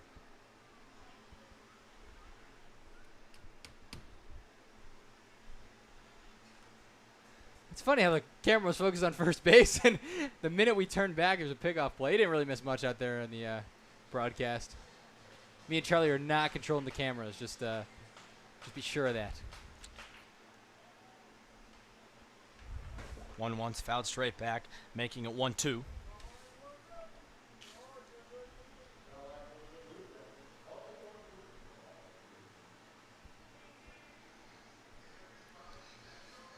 So Teixeira looking for his second K of the inning. His third batter. The runner goes. It's going to be a ground ball to Holton. He's going to have to be quick, and it eats him up. If he hustles, he's going to have a play at third on McClure, but he can't get it. So first and third now, as that's Bryce Hoskinson reaching on the air from Mason Holton. I don't want to knock on the guy too much because he's very athletic and has made some tough plays, but Holton has let a couple easy plays go, not only today, but in past couple games. Holton to start the year was really, really solid at shortstop. Really hard at shortstop and at the plate. Yeah. Just Slowed kind of down getting in quite his a own bit. head maybe right now.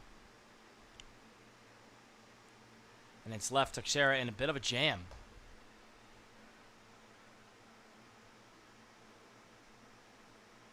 Would not be surprised to see Bryce Hoskinson on the move here. Especially as the Mustangs probably don't have many first and third plays because it's summer ball.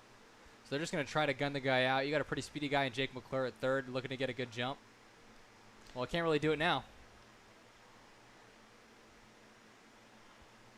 And that one got a piece of Sammy Harris. So now the bases are loaded with just 1 down. And right now nothing is going right for the St. Joseph Mustangs. In steps Noah Dutler. His first time today hitting with the bases loaded. However, not his first time hitting with runners on. Teixeira here now working out of the windup. Might feel a little comfortable that way, not having to work as quick, being on his own time. That can help out. How hard can it be for a pitcher to switch between the windup and the stretch? I don't think it's too bad. The windup, all it is taking an extra step, and you try to get back to that stretch position. I do find it tough, though, when as a righty, when you're working out of the stretch and you have to work quicker than you normally do. As a lefty, I can kind of get away with having a slower leg kick. But it's like almost having two different styles of pitching, and it can be tough to mix them both in. Dutler was fooled, and the swing shows. Jeter Mose with an over-the-shoulder catch and a great throw home, but it skips away from Hepburn. And that's another run for the Merchants here in the top of the 6th inning. Jake McClure with just a very smart play at third. He gave the impression he took 4 hard steps to the plate, making Mose make a throw. And it wasn't a bad throw, but it got away. And that run was manufactured by the runner on third who just scored, Jake McClure. And that was a great play from Mose out there. An over-the-shoulder grab. This one's going to be grounded to Bodenhausen at second. This should do it in the 6th, and it does. So the Merchants get 1, but it's unearned. So that's 2 unearned runs tonight for the Merchants. Either way, it's 5-2, and the Mustangs are going to need to find a way to get 3 runs.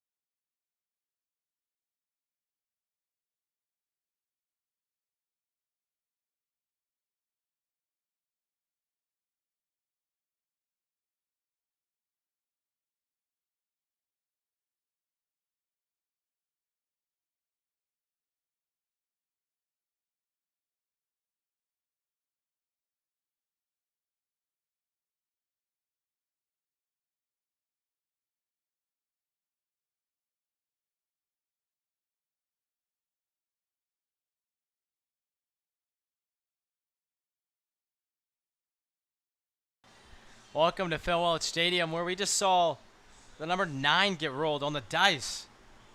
And Tyler now, who was over 5 in his predictions, things are looking up. Is right before those dice were thrown, he said, you know what, this girl's going to get it. It's going to be a 9. And what do you know, in a 5 and 4 rolled. So Tyler doing a good job of calming himself down. Wasn't the start to the day he was looking for, but a good prediction there, gets his confidence up.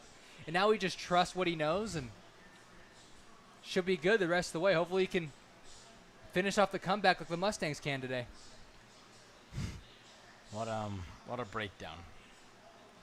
Tyler Mundo breaking down absolutely anything when it comes to these Mustangs games. I know I've had a couple of fan foul balls broken down with some first steps and catch probability and all that. I had a breakdown to a foul ball almost hitting one of our cars there, Charlie. So nothing safe here at Phil Welch Stadium.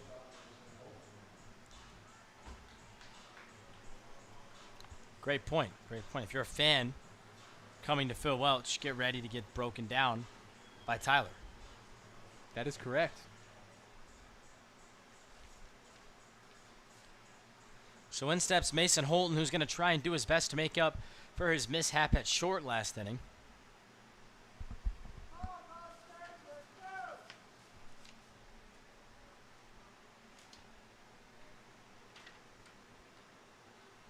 Give credit where credit's due for Billy Robertson. He's only given up 3 hits here. Defense has helped him out.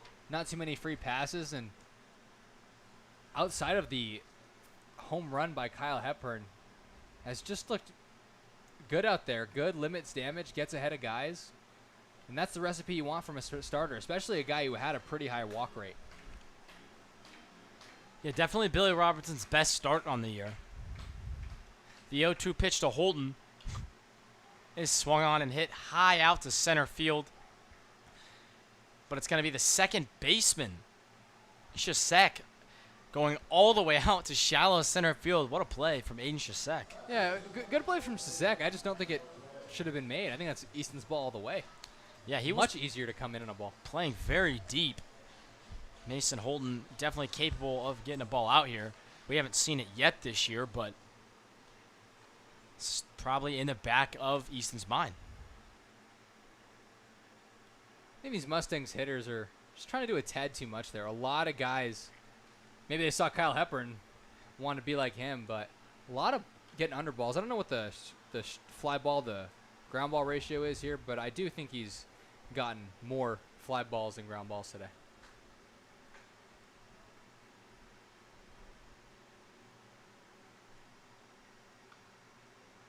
As Charlie's doing the math, we can take you through the Mustang schedule. As today they're playing the Merchants. Tomorrow they play the Nevada Griffons, who are not from the state of Nevada. They are from Nevada, Missouri. Nevada, Kansas. Nevada, Kansas. Goodness gracious. Tyler not knowing his geography as that ball's hit out to left field. That one's hit well, but not well enough. So another fly out and another quick one at that. That's Mose's third one tonight. On Saturday, they play the Sedalia Bombers. And then next week, they start their road trip against Nevada. And they play the Des Moines or the Warren Crop Dusters. Sedalia and the Jefferson City Renegades for coming back here for a 2-game series against the Kansas City Monarchs. That's not Mink League play. As we mentioned last time, they're going to be playing in 13 straight games. This one fouled straight back from Strack. Tyler, to answer what you were talking about earlier, tonight the Mustangs have had 3 groundouts and 11 flyouts. That's incredible. Absolutely incredible. That's a very high ratio. And I think it is the mix of the pitcher. He doesn't really throw a lot of break balls. He likes working up in the zone with the fastball, get the baseball above the barrels of the bats. But at the same time, these Mustangs guys are taking a lot of big uppercut swings. There might be a ground ball right there. But it doesn't matter, as it's not going to be a hit. So Holton, Mose, and Strack all still looking for their first hit tonight, and that might be why the Mustangs trail it 5-2. Either way, we're going to the 7th. The Mustangs have 9 outs left to get 3 runs. We're going to need some more Phil Welch magic when we return.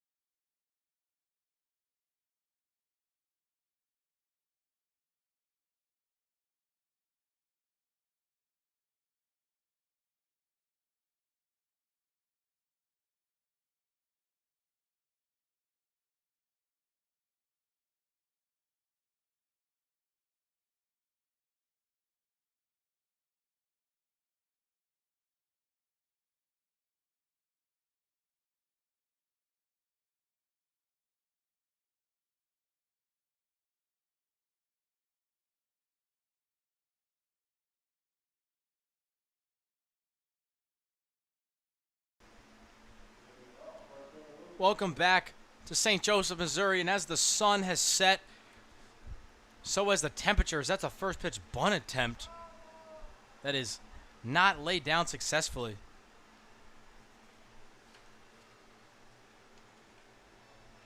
That was Logan Harris who attempted the bunt. Yeah, it's temperatures dropped to about 79 degrees, so a little cooler. Is it that cold? Yeah. Doesn't feel like that. It still feels very hot, very humid. up in the air-conditionless press box. That one from Harris is hit well, and well enough to bounce off the wall. Harris is racing for third base. It's going to need to be a perfect throw, which it's not. Harris slides into third with a leadoff triple. The right fielder was playing very far in. That's Jackson Blake, but I don't really think that was his fault. That ball was smoked over. They're not expecting a righty to go warning track on you. Yeah, Tim Teixeira's got some velocity, but that took a really good swing to do it. Stand-up triple. One thing I've also noticed at Phil Welch here, a lot of doubles get pushed to triples here. You don't see that as much in Major League ballparks. I think some of that has to do with, I mean, these are all very talented outfielders, but the major leaguers are obviously just a different level. And this is a major league size field, as that's going to be a ground ball to Holton, who plays a tough off beautifully, throws off the bag, and it's going to be another error on Holton.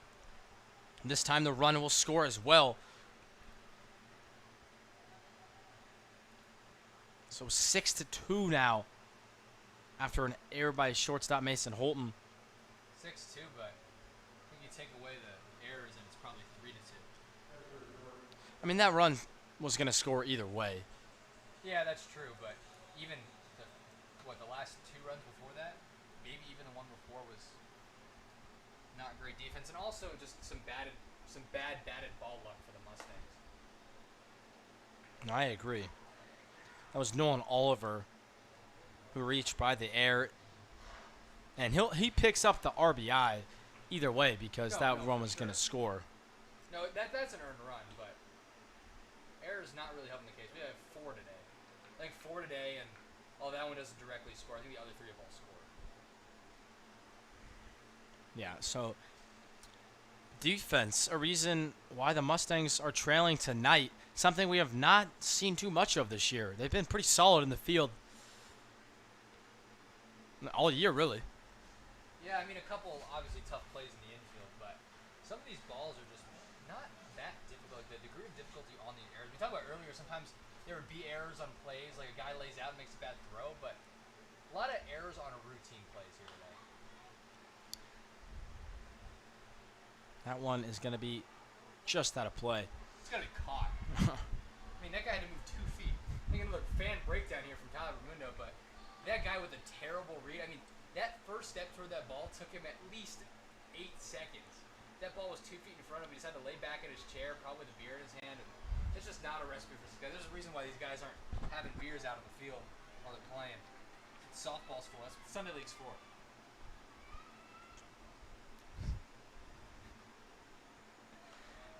Oliver takes off for second.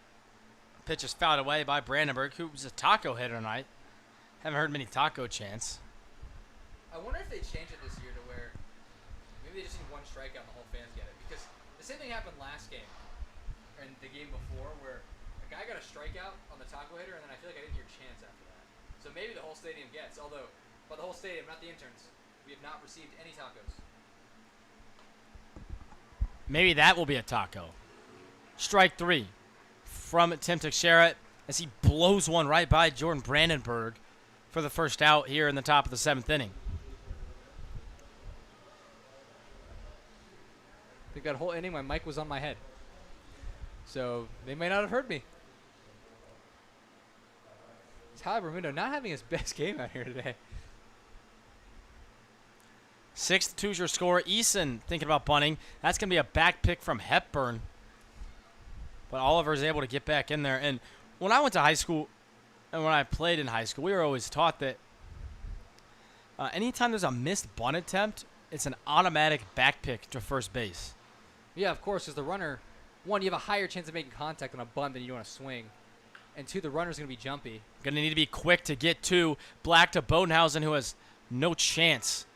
Bodenhausen's a little late on the break there. I mean, it would have been a tough turn anyway, but Yeah, good thing they got the lead runner. But like you were saying, and in terms of that back pick specifically, I think if Mose, instead of reaching out to grab that and then making the tag, letting that ball travel a little bit more, catching that, and just kind of letting him run into your glove, I think he's out there. The ball did beat him, but Mose, I guess, trying to make sure the ball didn't hit the ground first, allowed him to get back in time.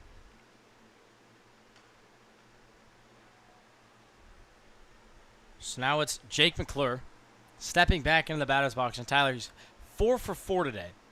2 infield singles, 2 singles to right.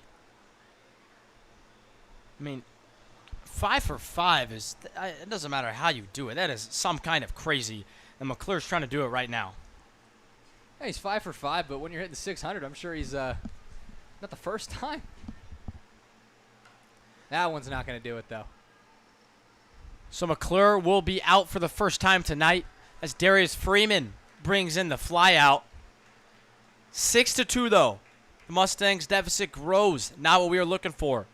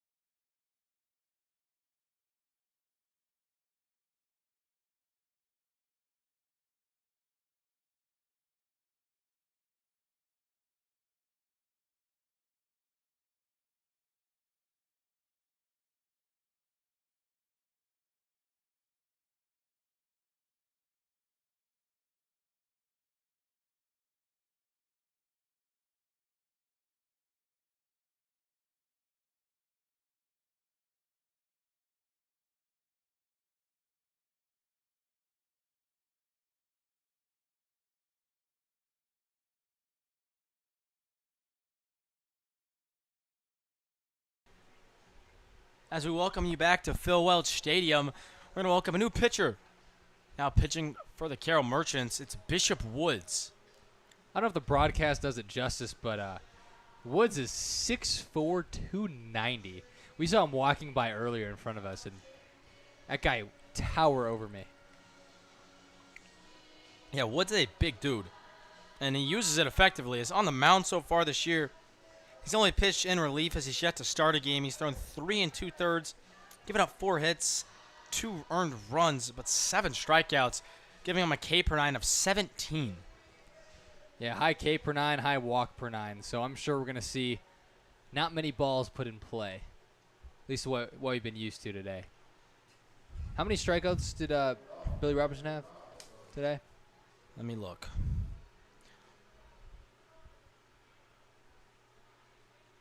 Robertson had just 1. Yeah, I have a feeling Woods will at least match that today. But I don't think he had many walks either, and I bet you Woods might match or have more than that too. Well, in order to do so, he's going to have to go right through Kyle Hepburn, who already has a homer today, as well as a deep fly out to center field. He's swinging it well right now. In a pitch out right there. I don't really know why you do that without a runner on, but probably throws in the 90s. There's we get our first sign of thunder, lightning. Hepburn almost does it again, but that one is just foul. That thing hit off the building in left field, and it got out in a hurry. Yeah, it shows you that in his first at bat. Hepburn did not get all of it. That ball was destroyed. There's a building back behind left field you guys can't see, but that thing hit off almost the roof of it, and it took about 2 seconds to do so. That one, I mean, he is just hitting balls hard. Just got way under this one. I was gonna say, Hepburn has got to be one of the only guys in the Mustangs lineup that has really looked locked in at the plate today.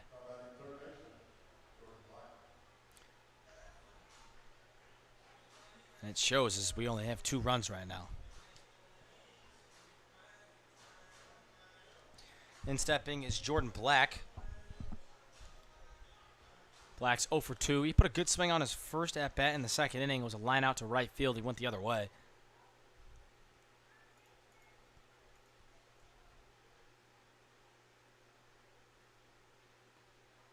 Hepburn seemed to see Woods pretty good, I will say. 2 hard hit balls.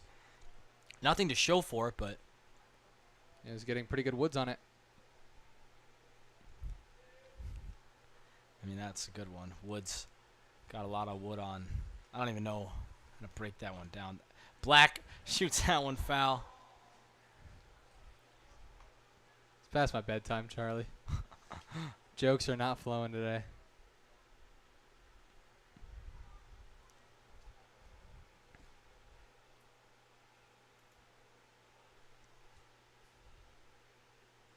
The 1-1 pitch to Black. Up and away.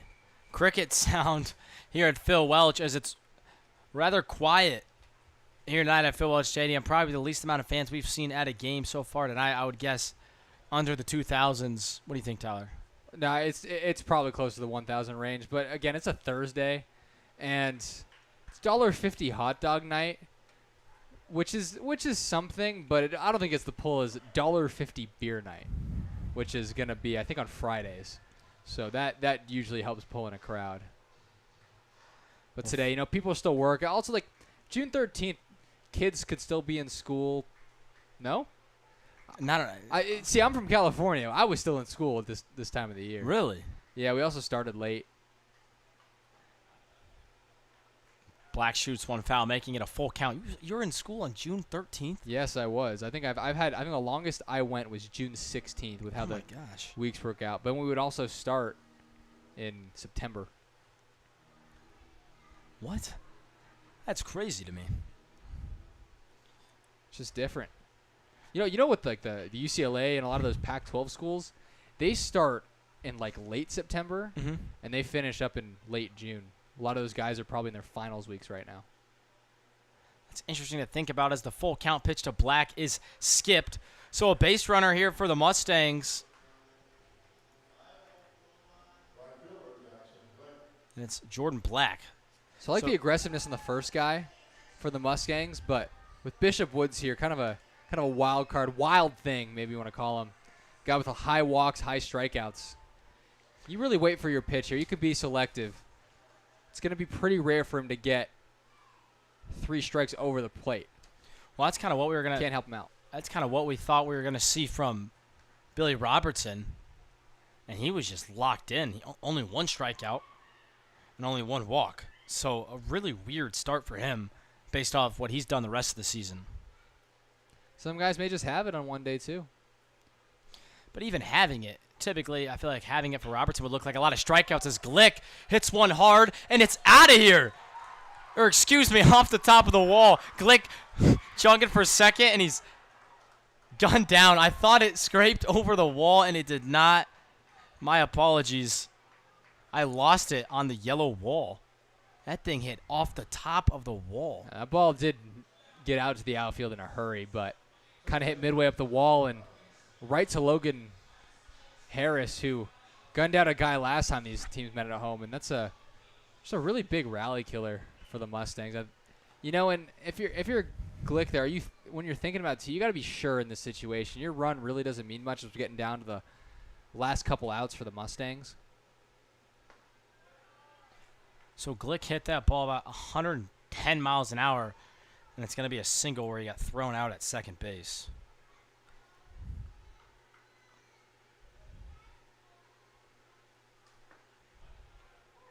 I really thought that one scored it over the wall. He's like, that ball's out of here. I was in my head. I was like, is this guy watching the right game? Could have been watching the Angels game because Christian Walker's hit a 3-run home run. Angels are down 3-0. Bodenhausen shoots one to Harris, so some loud outs this inning, but the Mustangs still cannot find a way to loosen that deficit. It stays at 6-2. It'll be there when we return in the top of the 8th inning.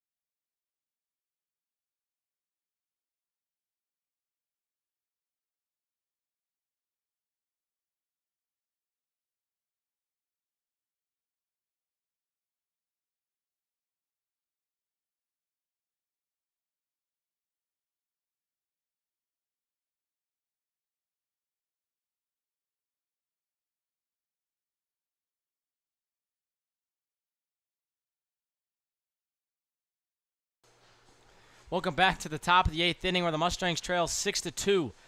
I'm Charlie Marshall, joined alongside Tyler Bermundo.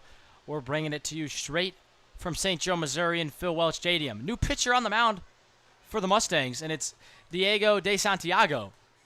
We've seen him twice this year, Tyler, both times starting, now in relief. And it could be a time for Diego to kind of calm his nerves a bit, especially in a situation where it's pretty low leverage. Your team's down 4. And when you come in as a reliever as opposed to a starter, you can let it eat a little bit. Trust your stuff a bit more, knowing that you may get 1, possibly 2 innings in this game. But you can go out there and throw your hardest stuff, throw your best stuff, and not worrying about taking it easy. Diego De Santiago is a redshirt freshman out of San Joaquin Delta College. We've previously mentioned on this broadcast, just one of the top JUCOs in California, and I've seen it firsthand. Yeah, so far in the year, De Santiago hasn't had the most success, but he certainly has the stuff, which is why I think we might have seen a role change from him. Because, like you said, he can just kind of let it eat now. Yeah, not to worry about much. Yeah, I mean, he has the velocity to get all these guys out, so it'll be interesting to see how he does out of the bullpen. It's a good start right there. And he also probably have a little ticks up on his fastball. You know, a guy, if he sits maybe 87, 88, all of a sudden coming to the pin, when you only have to worry about getting 3, maybe 6 outs, you're throwing 89, 92. So leading off in the top of the 8th is Bryce Hoskinson, who's had an all right night. He's 1 for 4 tonight. That one shot out to right field, but caught by Glick. It's good for the confidence for Diego. 2 pitches, threw a fastball, 1 right by a guy, and the second one in on his hands, forced him to go the other way. And that's what you want to see for a guy who was struggling a bit in his starts, to just having a fun time out there, having a fun time, throwing with less pressure. A guy who we talked about last time hasn't pitched that much because of his red shirt, so really didn't pitch since his senior year of high school over a year ago.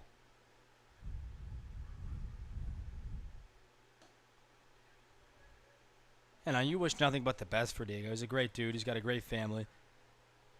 So it'll be nice to see him maybe get going right here. Like you said, get some confidence in him.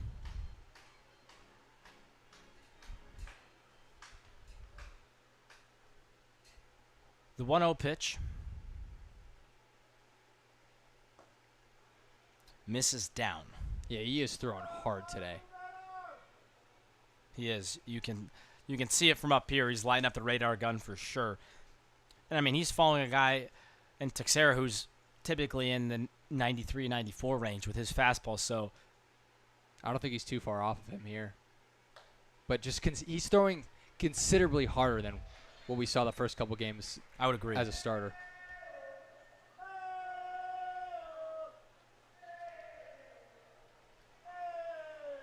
Pretty impressive. He generates all that power. Not the biggest guy in the world, Diego De Santiago.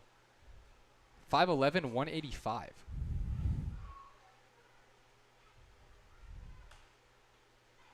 That's going to be shot foul for Sammy Harris.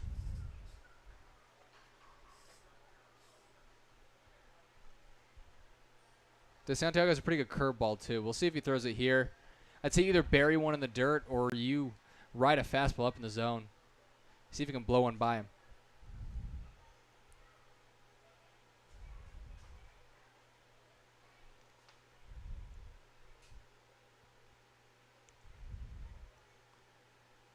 De Santiago's been attacking with the fastball. See if he maintains that right here. He goes at him with a fastball, and that one's going to be fouled away as well. So some foul balls here from Sammy Harris. Keep in mind, Harris probably the most well-rounded hitter in this lineup for the Merchants. Harris, the junior who goes to Wichita State now, but last year at Northern Oklahoma College, he hit 364 with a 447 on base and a 550 slugging, including 20 doubles and 5 home runs. So a big, big power bat with his Merchants team. Good thing there's nobody on right here. 2-2's chopped to Truman at second base. No problem for him. 2 outs here in the top of the 8th inning. De Santiago looking good so far. Now, I kind of like this role for him right now. Get a couple get a couple of relief appearances out of the pen, and then you maybe give him the confidence to start some games later on in the year, possibly in the playoffs. But once he realizes he belongs here, he's got the stuff to do it. I'd love to see him get back into a starting role. Two quick ones for the Mustangs, something we have not seen a lot of today. Dutler's almost had a double down the line, but it goes foul. Also, De Santiago is my number, 32. Charlie, what is your number in baseball and why? That's a good question.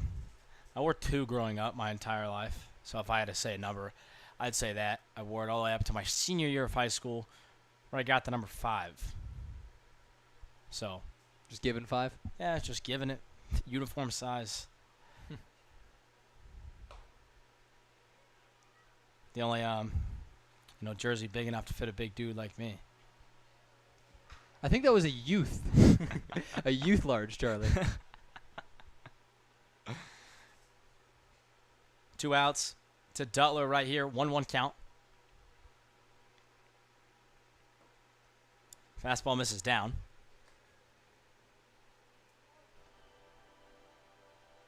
At 1-2-3 inning, not only good for Diego, but also get some momentum back. Your Mustangs team hasn't put up runs in the last 4 innings. Feel good to get maybe a punch out here. Get your guys back in the dugout. Fire them up a bit.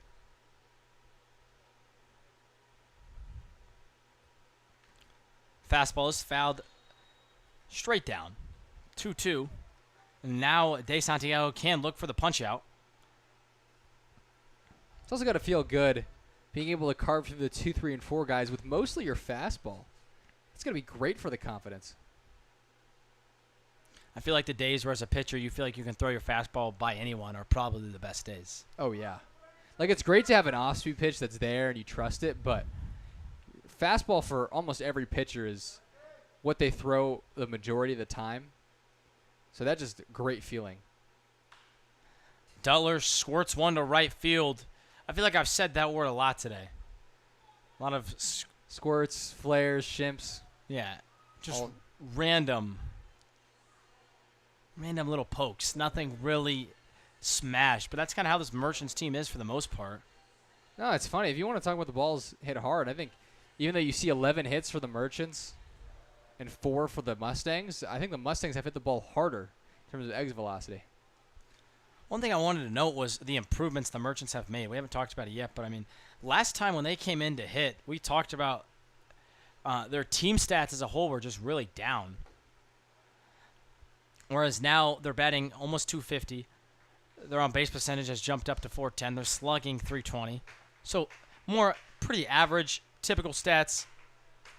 When they came in on June 6th, they were hitting 210. Their on-base percentage was down to 3.5, 0.35. And they were slugging under 300. So a really struggling lineup has kind of found a way to turn it around.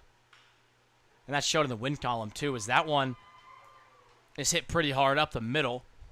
So 2 two-out hits here, and now De Santiago finds himself with some traffic on. Yeah, the Merchants, again, sitting at 6-9, but as we talked about, just play a lot better than the record from we've seen. They've given the Mustangs some good games. On the flip side, you got a team like the Warren Crop Dusters, who started out 5-1 and now have lost 6 of their last 7. I think you and me kind of saw that one coming when they came here.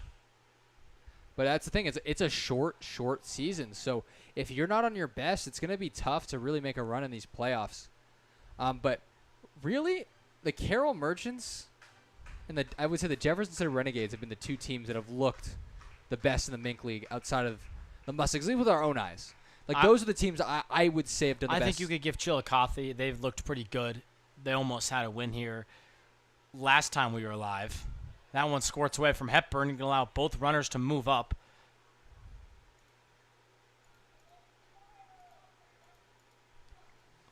So far, Charlie, we have not seen the Nevada Griffins or the Sedalia Bombers. The Griffins sit at 3-9 And the so far Griffins this season. are in dead last. Sedalia, they're in third. They're up there with the Renegades, so they come to town soon. Yeah, I'm curious to see what Sedalia has.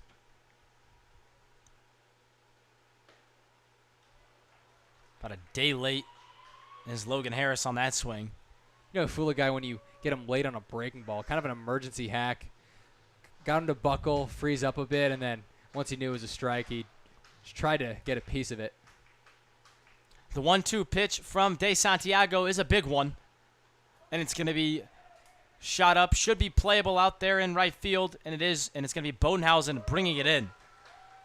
So two out hits, 2 runners left on, but no runs is what matters the most. As we go to the bottom of the 8th, the Mustangs need 4.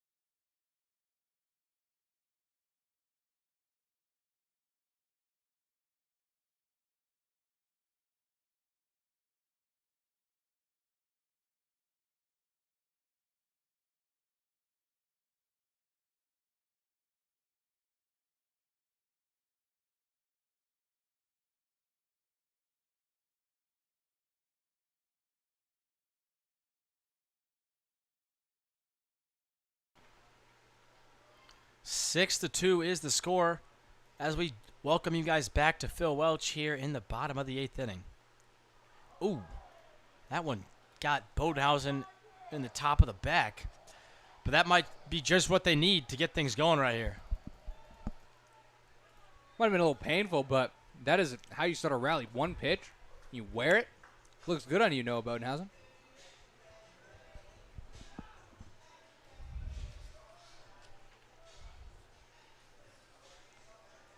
So now Darius Freeman looking to hit a double to right center here. Feeling maybe a different prediction. I don't know. Also, the right fielder for the Merchants is if it's about 330 to where he's standing out there in right field, he's playing about 300, 310 maybe. I don't know. I mean, he's like don't get me wrong, inching the warning track.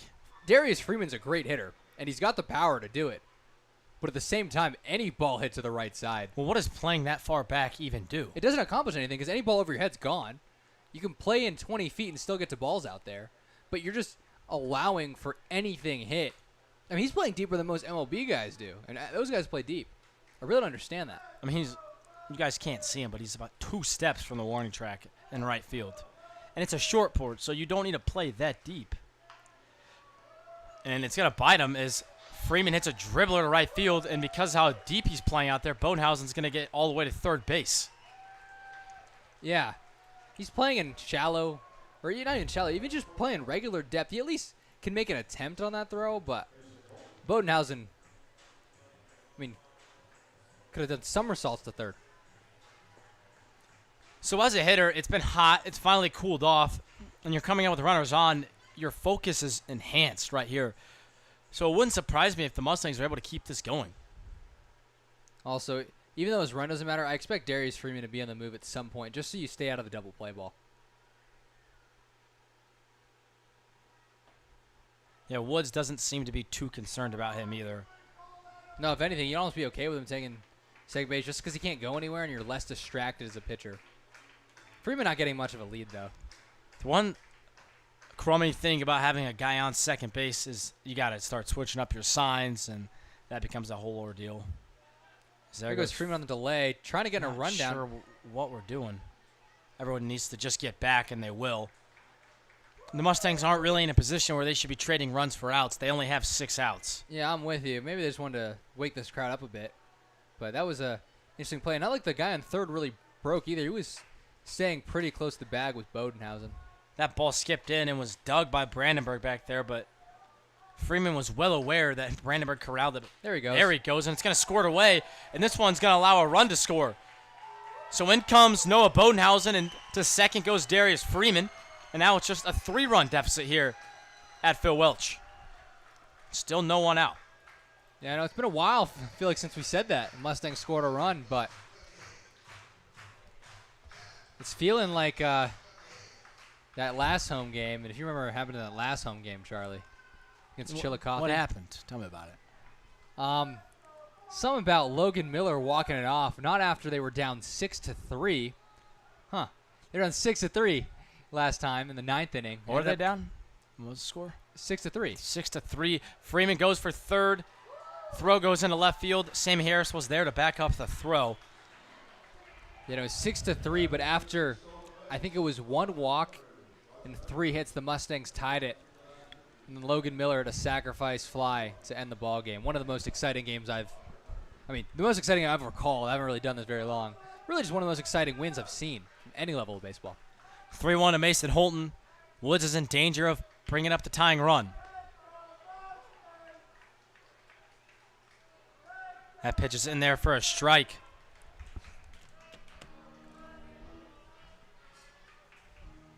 At the least here for Holton, you at least got to get the run in. I know that run doesn't mean too much, but you can't strand it and come up with a 6-4 deficit in the 9th. As he's going to do just that. Mason Holton looks locked in with that swing right there. Good opposite piece barrel to right field. Brings in Darius Freeman. 6-4.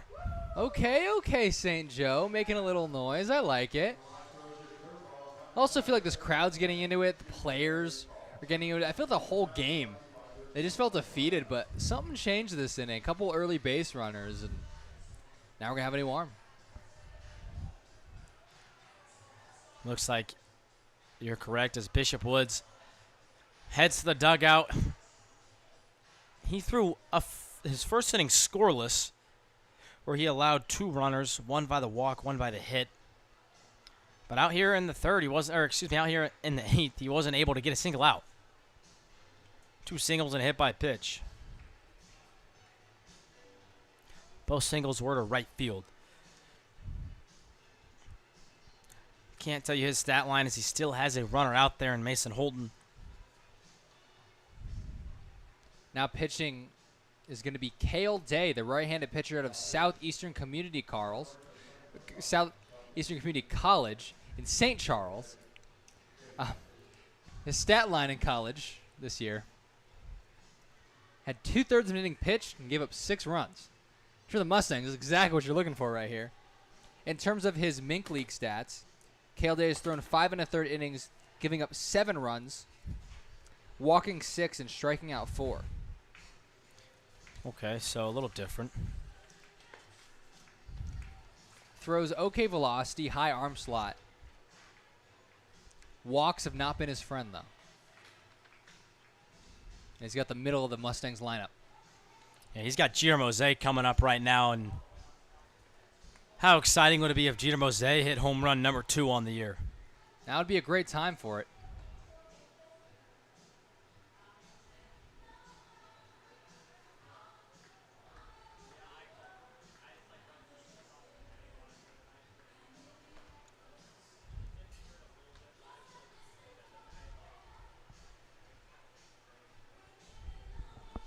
Tyler, what would a comeback win do for this Mustang team? Coming off a loss, their first of the year, and then trailing and kind of looking exhausted all game.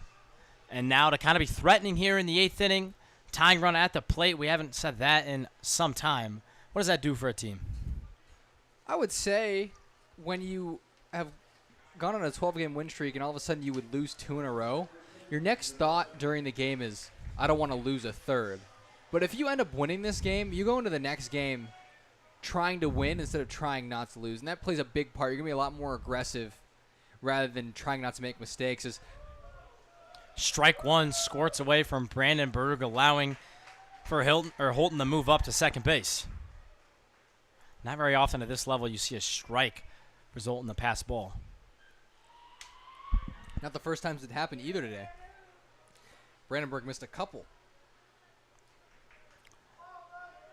Mose looks locked in as lightning begins to strike in the background.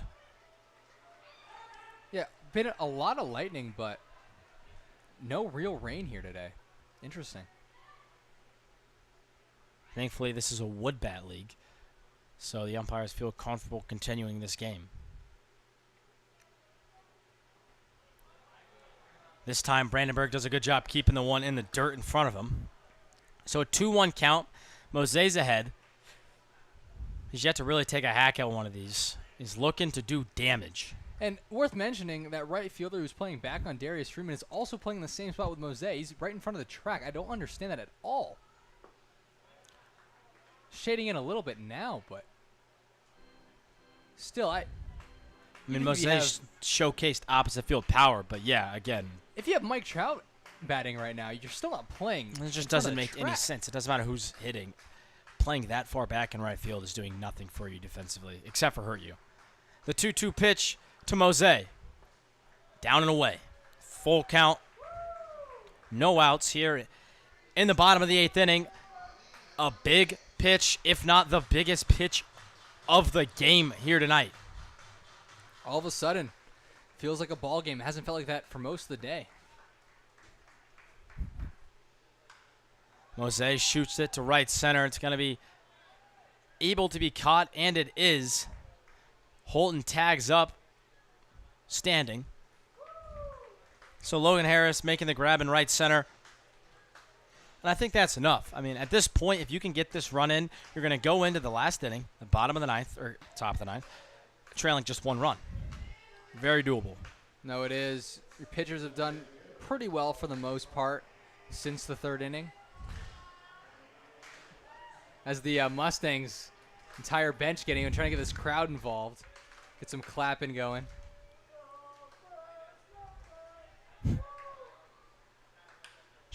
Schrack up the middle. That'll do the job. It's going to be a ground out. But the run plate's home. 6-5. Yeah, and look, 3 runs. It's a good amount, but the difference between going into the last inning down 6-2 versus 6-5, I mean 6-5. If you guys are feeling good at the plate, you feel like you can win that game. 6-2, it's gonna take mistakes on the other side to do that. You've loved your predictions all year. How cool would the second home run for Kyle Hepburn be right here? He's looked good. He has. He hasn't seen this arm yet, but he's taking good swings on fastballs. If he can not have too high of a launch angle here. Yeah, that's been the only issue for him. He's had the home run, which got over the wall by a good 10 feet, and then he's hit 2 barrels, but just more straight up. Well, it's 3-0. Are you giving him the take sign right here, Tyler, or are you letting him green light it? I would let him green light, but it has to be his pitch. Has to be the exact pitch you're looking for. No swing, and that's ball 4. Wonder if there's going to be any pinch runner here. Doesn't look like it. Hepburn runs well for a catcher. Yeah, that was the thought in my head too, but Hepburn hasn't attempted a stolen base yet. At Johnson County, though, had at least one. Well, the only pinch runner we've seen all year was Trevor McCollum, and that was in the last home game. McCollum, again, was in the lineup to start tonight and then got pulled right before the game started, so you wonder if he's healthy. That's going to be a good barrel from Jordan Black as he's on with a single. His second one of the night.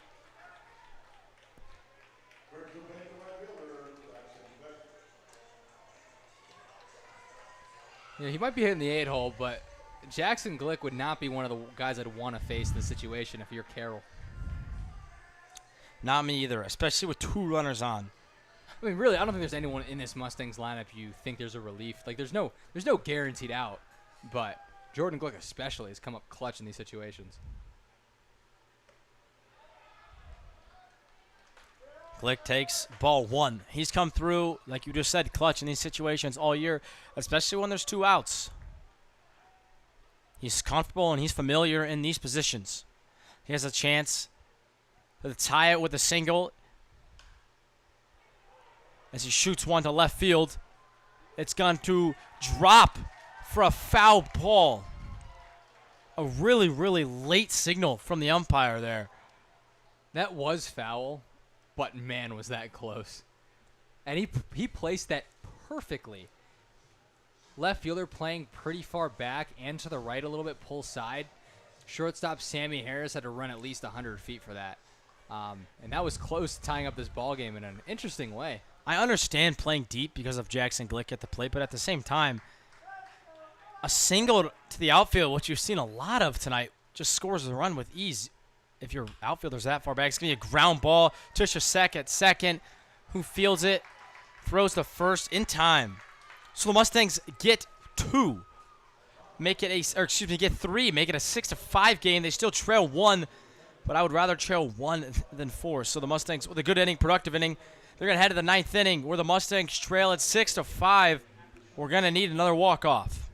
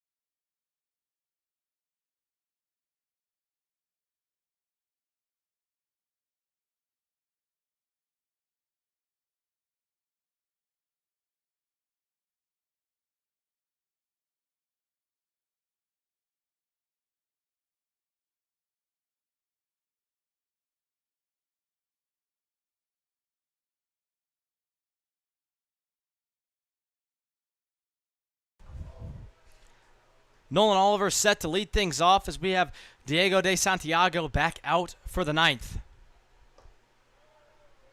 Oliver, the 7-hole, meaning a good spot in the lineup for De Santiago. 7, 8, 9 due up for the Merchants. It's interesting here. If you're the Mustangs and you get out of this inning unscathed, even though you're down 1, it almost feels like you have the advantage. Like the pressure is going to be on the Merchants to try to hang on. This one's going to be shot out to right field. Going to be a really tough play. And it's made. Jeter Mose showing off some range. You know, Jeter didn't do it justice on how hard that play was. He kind of just made that like a walk in the park, but he had to go over his head completely, back completely, turned to the infield, stuck his glove out there, and made it look easy. That was a tough play. Mose went all the way into, almost not even shallow right field, just right field.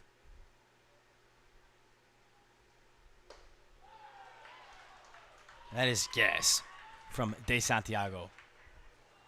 Glick in right field playing in a much more reasonable spot. We got another taco hitter?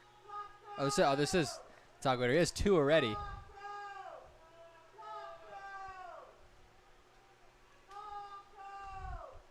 Taco hitter is in a 1-1 count. I think the taco hitter strikes out 4 times. All the interns should get tacos. I think you get the 3 sections on the 1, 2, and 3. And I like the hat trick. interns. 3 strikeouts. Yeah. That should be Enough for the interns. good for the interns. Well, we're just 1 strike away from seeing the taco hitter strike out for the 3rd time. 3 strikeouts would be a record here in 2024 for the Mustangs in terms of taco strikeouts. We had the Warren Crop Dusters have 2, but looking for that hat trick. De Santiago bringing the flame, and that's a sword. Hepburn struggling to corral it. So there's no throw, and that's a momentum killer. Hepburn had it, and it kind of threw out of his glove on the transfer. So a drop 3rd strike gives Jordan Brandenburg a base, I guess you could say. And I think I speak for Charlie here. I would have traded that out for a taco. Yeah, I mean, I really would have wished Brandenburg would have been in the dugout right now instead of on first.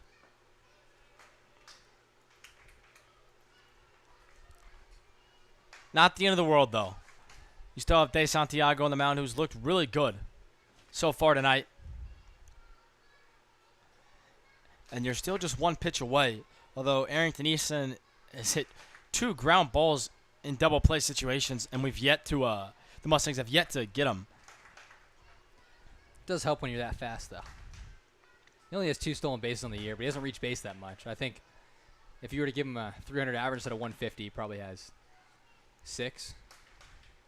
I remember asking my dad, or why Billy Hamilton didn't lead the league in stolen bases, or any of those fast guys. He was like, you can't steal first, so you got to get on first base before you can start stealing bags. Actually, did you ever see that video on Tim LeCastro? You know what I'm talking about? I think I have seen that. Yeah, Tim LeCastro could steal first just because he gets hit by a pitch every freaking time.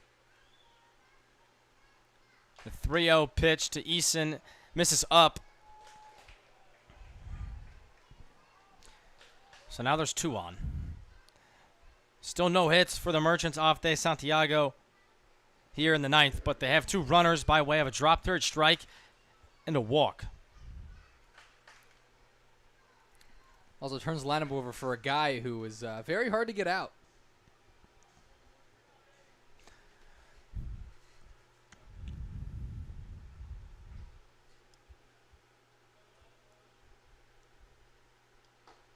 Hepburn going way up to make that play. Those can be tough sometime as a catcher. I think you would know, Charlie. It's true. I mean, not when I'm pitching, of course, but Never. never. I don't think I've ever done that in my life.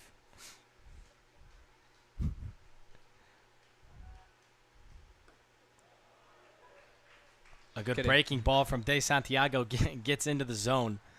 Just kidding, That's Charlie, for the amount of times I spiked breaking balls. And you're still out here doing this with me. The 1-1 to McClure, who's 4 for 5 tonight. Some breaking balls from De Santiago, something we have not seen a lot tonight.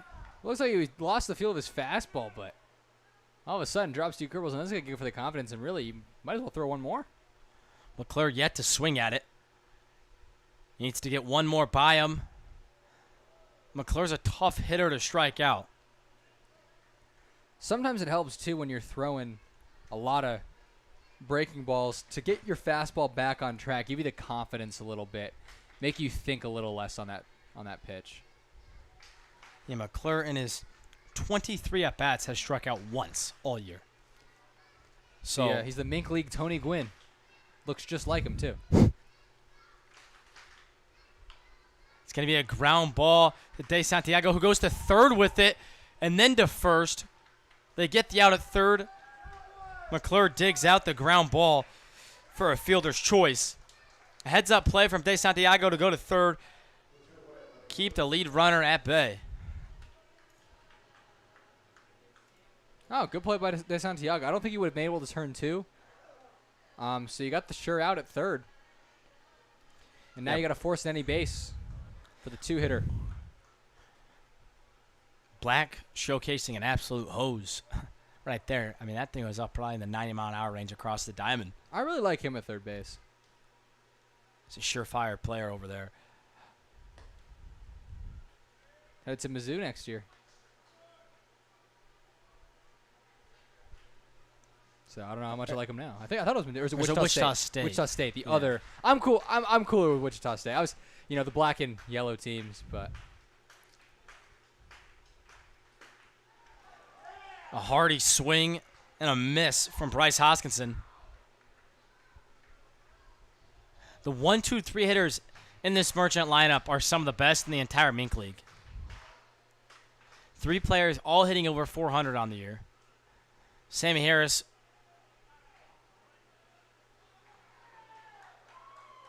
A strike for the batter. So it looks like a pitch clock violation on the hitter this time. It's actually wild that we have not had a single pitch clock violation at home, and we have 3 here today. What happened here? Looks like some confusion. As the umpire takes off his helmet, he begins to discuss with Bryce Hoskinson, who might be confused as also to what's going on.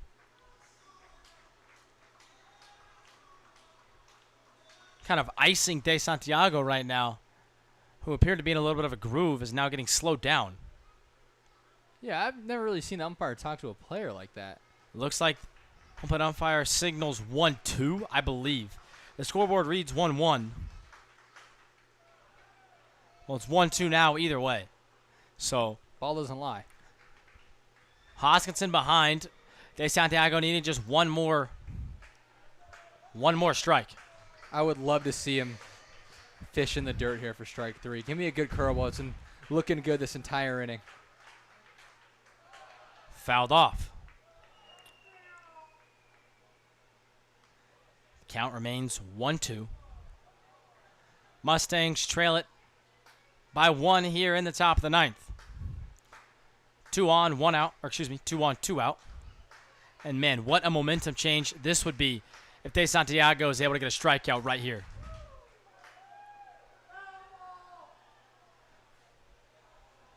That was a strikeout swing. But Hoskinson fooled him.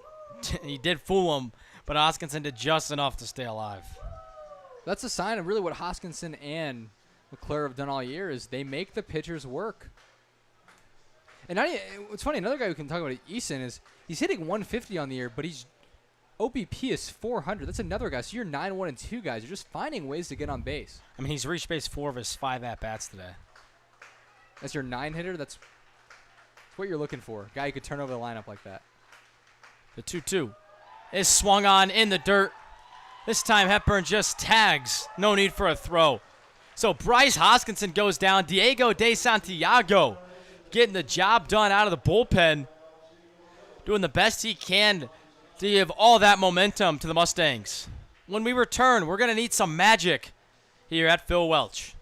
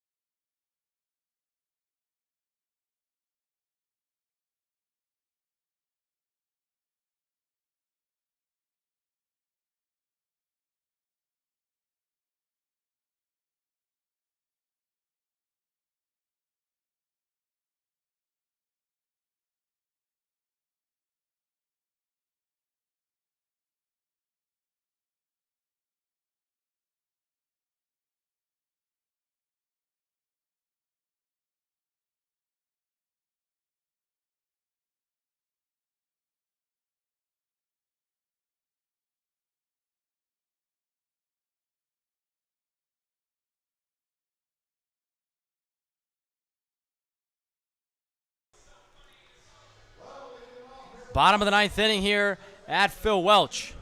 And the lights cannot be any brighter for Truman Bodenhausen. We have a new pitcher on the mound. It's Ethan Silva.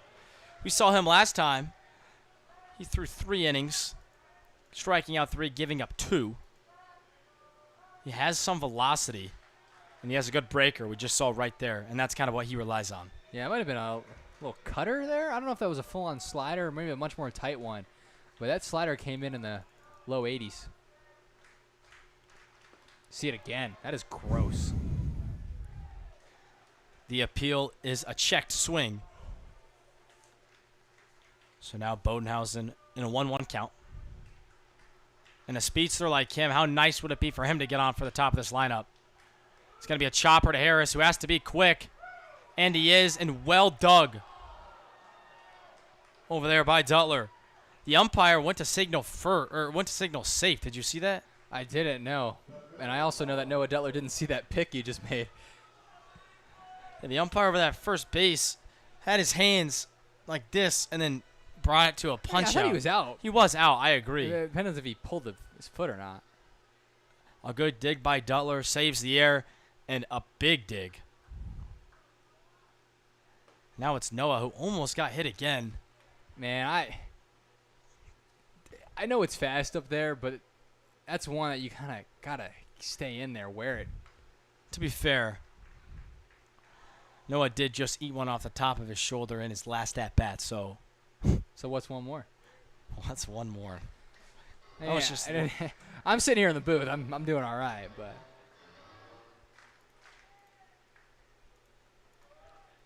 No one on, 1 out in the bottom of the ninth inning. Mustangs looking for a walk-off, and they've got the guys to do it. Bodenhausen in the box. Darius Freeman on deck. Behind him is Mason Holton. And if we need any more, it's Jeter Mose. This is almost the identical lineup to how we walked this game off last week. Darius Freeman came in to pinch hit. You had Mose and Schrack. No Miller this time, though. No Miller. Maybe pinch hit Miller.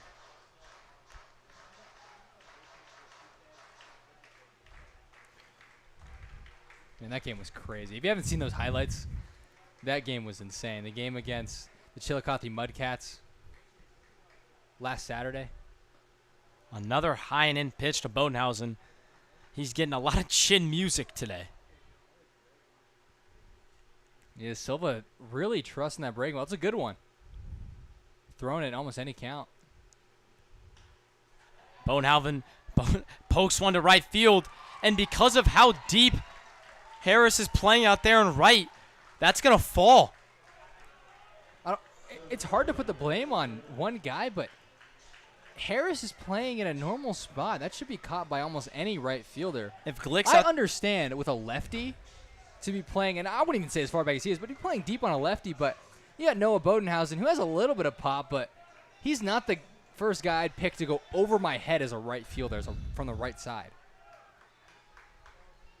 Well, it appears as this Harris has yet to learn his lesson as he's back at the track for Freeman. You're not accomplishing much. A ball over your head's gone. You're just begging them to hit a single. Anything hit over the second baseman's head is going to get down. I mean, that ball for Noah Bodenhausen out there a long time. That's some firewood as it's a ground ball to Harris. He's going to have to go to first. And what a play. Because I didn't think they were going to be able to get Freeman, but they do. So Bodenhausen, the tying runner at second here in the bottom of the ninth inning. Mustangs trail it by 1. They're going to need something special here from Jeter Mose. It's Mason Holton up there, Charlie. Or excuse me. Thank you. Mason Holton. Or you're just predicting the future. Maybe he walks and Jeter Mose gets a clutch hit. I don't know. But dude, you got a guy like Noah Bodenhausen at second. That's who you want out there. A single should do the job, especially going on contact. Holton takes strike 1 in his last at-bat. He singled to right field. That was his first hit of the game. So he's 1 for 4 with 3 flyouts. And then that single, which was just last inning. No, it's been a different Mustangs lineup the last 2 innings. The 0-1 count is taken high. It's been breaking ball, breaking ball, breaking ball all inning for Ethan Silva. Wonder if Holton, if you want to sit back on one. Freeman got out on the fastball. That's why I kind of ran in on his hands, but 1-1 pitch. In there for strike 2. So the Mustangs down to their final strike. Although at the same time, just 1 hit away. Noah Bodenhausen stands at second base. 2 outs, bottom of the 9th inning. Bodenhausen also going to get a good jump because anytime that bat moves, he's going.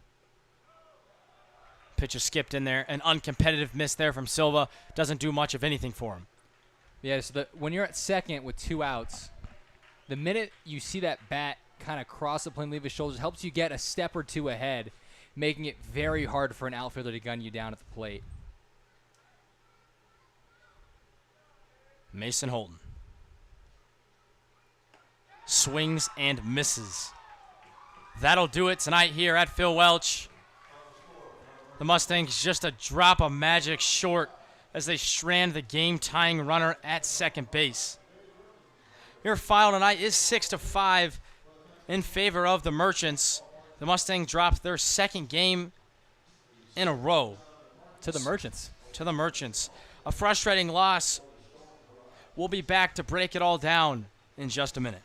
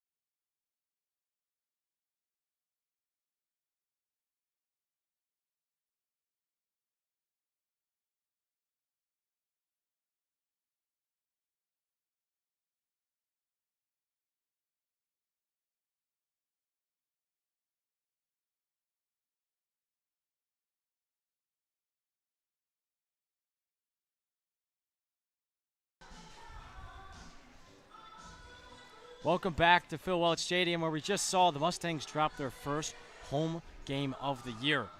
The record drops to 12-2 on the year. Still very impressive. An unfortunate loss. They came up just short. What'd you see out there tonight, Tyler? I feel like there was just a lack of energy there today, both on the defensive side and the offensive side. Credit to Billy Robertson. He threw a great game, got ahead of hitters, and the back end for the bullpen did the job. You know, it was a kind of shaky 8th inning over there for the Merchants, but in the 9th, Ethan Silva came in, shut it down, and credit to them. They did play pretty well. The Mustangs, on the other hand, just lazy at bats and really didn't show much fight until that 8th inning. Another thing we saw tonight was a little bit of struggling early on from Mustangs ace Roy Holcomb. Holcomb started the year, we talked about coming in tonight, 15 innings, no earned runs. 11 innings. So really impressive 2 starts from Holcomb to start the year. He only had 2 walks all year. Tonight, a completely different story. Why was that? So I think it was a mix of both his pitching and what their offense did. So they had on the score, what, 13 hits, 12 hits? They had a lot. I'll tell you Not that. not hit very hard. And for Roy, maybe that makes him try to nibble a bit, change his plan of attack. Before he walked 2 guys, struck out 13, 14 batters, and was just confident up there, trusting his stuff. The minute guys start getting some hits off of you, your plan changes as a pitcher, trying to be a little too fine out there. And I think a mix of their batted ball luck and his inability to throw a lot of strikes today was the recipe for disaster for Holcomb. Yeah, overall the Mustangs just kind of sluggish today, like you mentioned. Really weren't able to just get going like we've seen at home. And we've seen slow starts before.